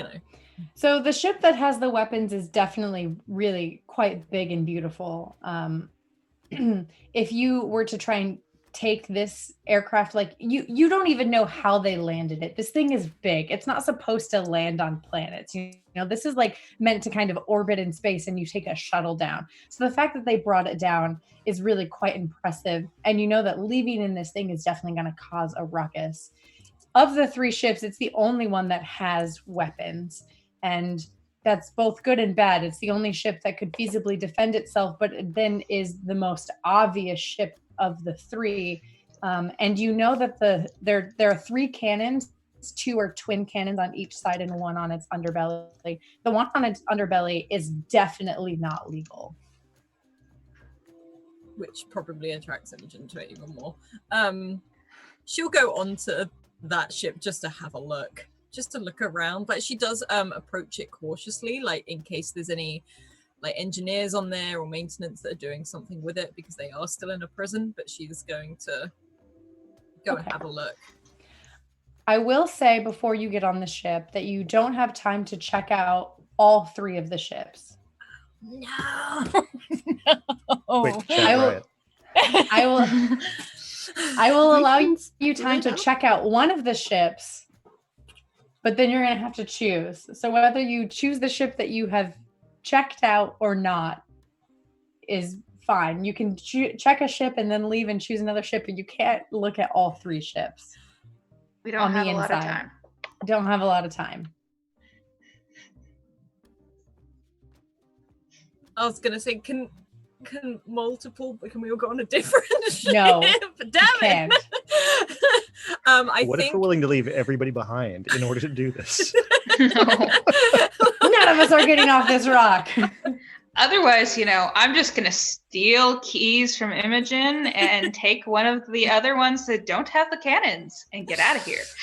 I think Imogen is quickly looking on she's trying to do like a quick run around. So she's going to go on the snazzy ship and have a look, and then probably look to the others as to which one. She knows smuggler ships, so she knows how they work, so she's kind of drawn to that one. But at the end of the day, like, Greeeg has the key ring and it's kind of compelling, so yeah. Okay, yeah, so you go onto this big snazzy ship and it's unlike anything you've seen before. Smuggler ships typically, they're like very almost barren on the inside. You're not going to have crew quarters. If you have a galley, it's very small. This ship has crew quarters. It has a medical bay. It has a shuttle of its very own. Like, this is a very luxurious craft. It doesn't look like it was made for committing treason or high crimes, and somehow the ship just got brought into it. Like, the ship wasn't made for devious purposes. This was probably a ship that belonged to someone in the Legion and had been modified very quickly, whether by the Legion or not. You can't say for sure, because again, you are so far from the core. There are things that aren't technically legal that the Legion is going to do anyways, because there's very little oversight. But you can tell that this ship whoever was operating the ship wasn't doing crimes on it. Like, this obviously is like fresh off the block, fresh from the pack, if you will. I think she's worrying because it looks like a Legion ship. More than it definitely looks like a Legion ship. Yeah, she'll probably come back off of the ships like it's too much like a Legion ship. If we're caught in this, we're not going to be able to black this. Well, you've got 2 smuggler ships. You know how to fly those. I know, but I get caught with those and I'm straight back here. Makes sense. Okay. Someone So else Greeeg's or Zothar's? One's a freighter, one's a long distance ship. What did Greeeg say he was in for again? He did. The other guy was stealing fish, so actually he was smuggling fish onto a planet. You didn't steal any fish. I'm sorry, he was taking them to the aquarium. Surely that's legal. No, it's an invasive species. It would have fucked up the aquarium's dynamic entirely. The snails wouldn't have been able to compensate. There would have been crime the guppies. Yeah, I don't think we can do this to Heavenly with her voice right now. We can't go any farther on this one. What he did was a very serious crime, and you guys aren't giving him the credit he deserves. I'm struggling because Greeeg, and then other option is smuggler, which is, I won't lie, Imogen would be drawn to a smuggler ship because she would know it, so she would look to her friend she's known for so long. Both of the other two ships are freighters, so they are both technically cargo ships. Okay. You said one was long distance and one was... One Greeg's ship looks nicer. Like it looks like it is newer or in better condition, and it's a little roomier. The other one is a bit smaller and looks like it is very reliable in the sense that it looks like it's had the shit kicked out of it on multiple occasions and is still like clunking along. I mean, I feel like no one's going to stop us in this thing. Like looking at the one that looks like it's falling to bits. I mean, you and Mouse, this is on you. I mean, I'm not qualified in any way. I'm going to go on the fish ship. And she sort of walks up towards the old beaten up one that looks like maybe no one would go towards it if it looks a bit beat up. Looks reliable. She likes reliable. And smaller means that it may go faster if she pushes it. All right. How do the rest of you feel about that decision? It'll work. Red will have one last sad look at the nice ship with the cannons, be like, oh well, and we'll just follow because main goal is to get out of here. So I mean, Red, I think if you wanted to, you could probably take the other ship if you all wanted to go separate ways. Yeah, that might be what happens, and I go take Greg's ship. It's totally up to you all. Do you all want to leave on the same ship, or do you really just want to like fuck this place up and take all three ships? You know the answer to that one. You don't even have to Yeah, ask I was going to say, why are you asking this? then Red would stop and would just turn around and say, guys, it was really fun. Thank you so much, but I will take that one. And she will just ask for the keys nicely. Like Imogen just sort of throw them her way. She will catch them. I'll take Greg's if you guys are taking this one. One I've got last some look at revenge this to grain plan. of rice and throw it that way. Be careful. And Mouse, let us know if you find anything fun on Greg's ship, because what is that guy? Who is that guy? Why? Yeah, I'll let you know, and bye. Hello, Raiders. Oh, hello, Raiders.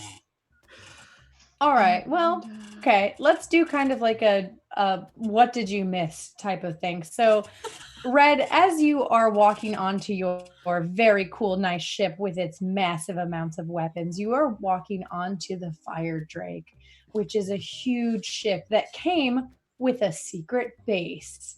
It also came with Benzo Boggins and his servant, Moots. So have fun with that, Red. These names. Your secret base is in an asteroid field that's left over from when someone destroyed an entire moon for resources. That sounds cool.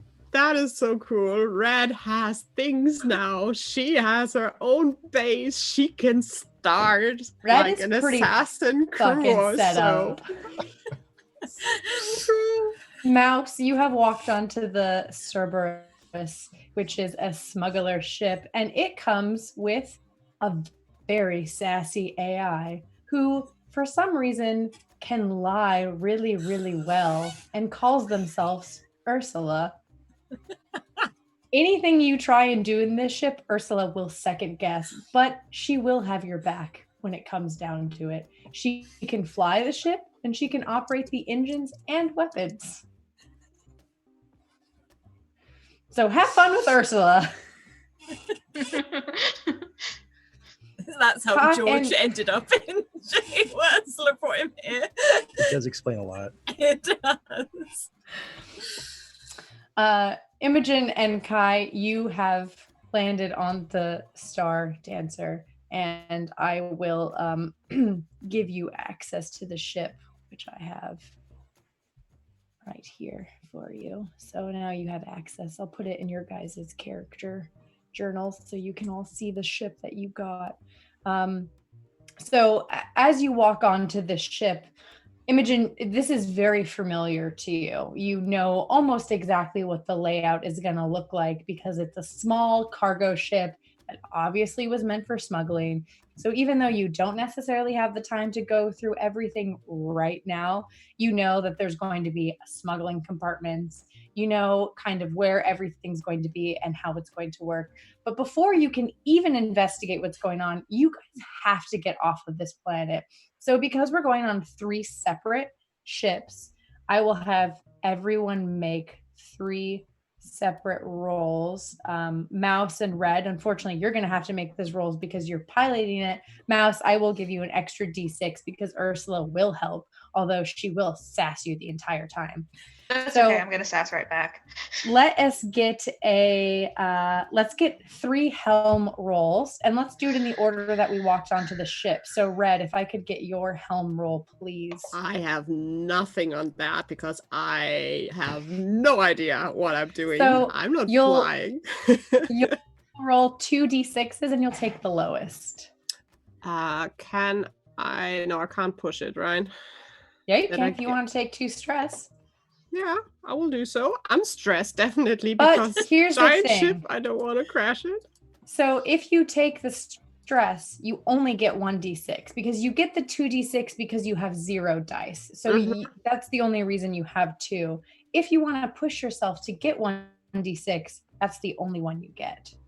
So it's either 2 D6 and the lowest or 1 D6 as it is. Can I push and use my advantage that I haven't used? So I would get 2. You absolutely can do that. Then that's the deal. Throwing all in. So 2d6.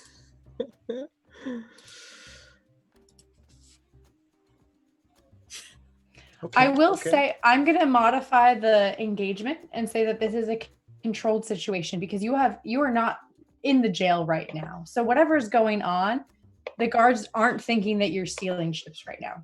So the situation has moved from desperate to risky to controlled, which is good because a 4 means that you hesitate. You are a little freaked out because you don't know what the fuck you're doing. You've never flown a ship before. Pushing but buttons. This ship was made for legionnaires. It was made for soldiers who don't necessarily always have pilot training because it's meant to be that anyone can step in and take over if it comes to that. So actually the displays are pretty intuitive. There's a big green button that says go. There's a big red button that says stop. So you're able to kind of like the ship as it's leaving Imogen, Kai, and Mouse, you watch as the ship kind of like hovers like awkwardly and like begins to move up. But Red, you are able to make it into orbit safely and in one piece. Mouse, go ahead and make a helm roll for me with that extra D6 from Ursula. So I have a D6?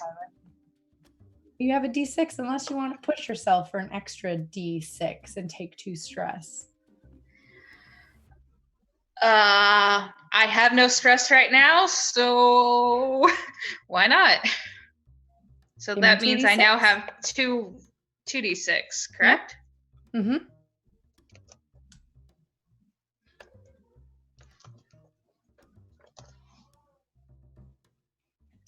Same kind of situation. So you're going to be able to do it. This ship is much less intuitive. It's a nicer ship, but it also looks like Greeeg has put a lot of work into it. And so things don't really make sense. Also, the handle is like really sticky, which is really weird. And so you don't really want to touch it. You like go to like move it into drive, and you're like, ugh, what's going on? And that's when Ursula chimes in, and she's like, oh, great, are we leaving again? Wonderful, because I've been here for so long. Wait, who are you? Mouse. Where's Greeeg? Back in prison. You We know, couldn't get him out. my mother always told me that I wasted my time on men who just didn't deserve my talents. Absolutely. I'm about to go course. after one who didn't. You want to help? I like the way that you think, yes. Well, I don't technically have a choice because although I have been embedded with a very sassy personality, I have little sentience beyond that. So the most I could do is not help. And I suppose I will. All right, then. And with Ursula's begrudging help, but perhaps you two warm up to one another, you are able to take off into orbit. And now I assume, Imogen, between you and Kai, you will be making the helm roll.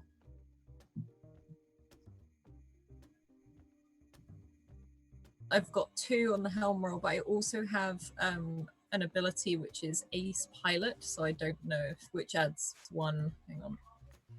I think that counts for this. Game 1 dice. Yeah, so I think I roll 3. 3. Yeah, it's 3. Yeah. Yes, they got You do it. You did it so good.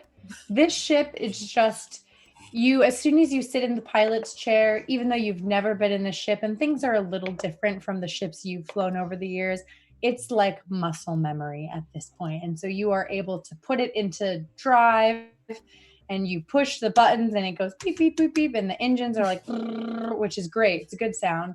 And the lights dim to a very, very sexy, like kind of pale white, like some mood lighting. This is a very sexy game that we're playing, you guys. And you are able to take off into orbit. And as you begin to lift off, things begin popping up on the screen. And you realize that this ship comes with some great benefits. One is that you have access to dark hyperspace lanes, which you would know as a smuggler are lanes that are not as well guarded as the main roads. And Kai, as you are sitting there, strapped in, I imagine, watching Imogen as she easily flies this craft, you hear a strange sound, something like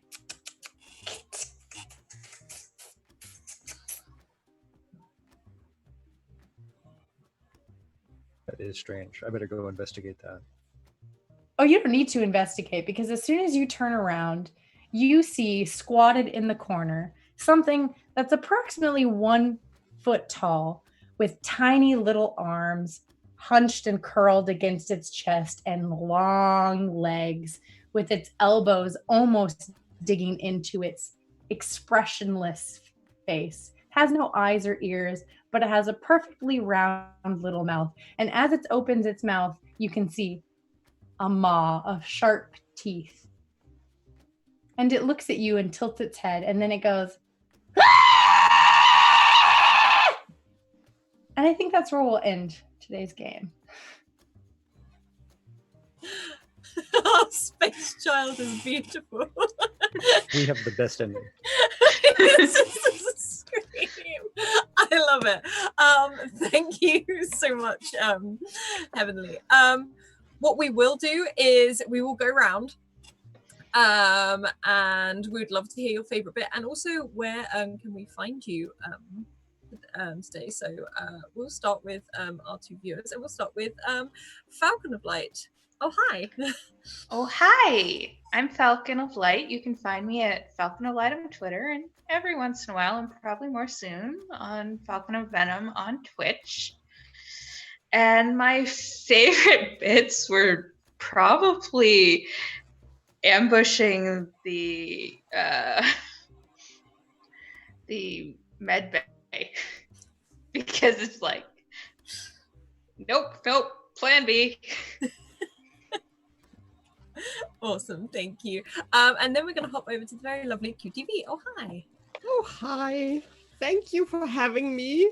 I think one of the best moments was in the cafeteria that first Kai planned to go down and was really out, and then Imogen like, okay, I will smack him, and Red just like, I could do that quite well if you want to, and she's just flopping, crash and out.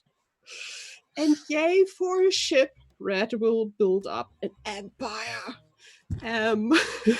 We will see.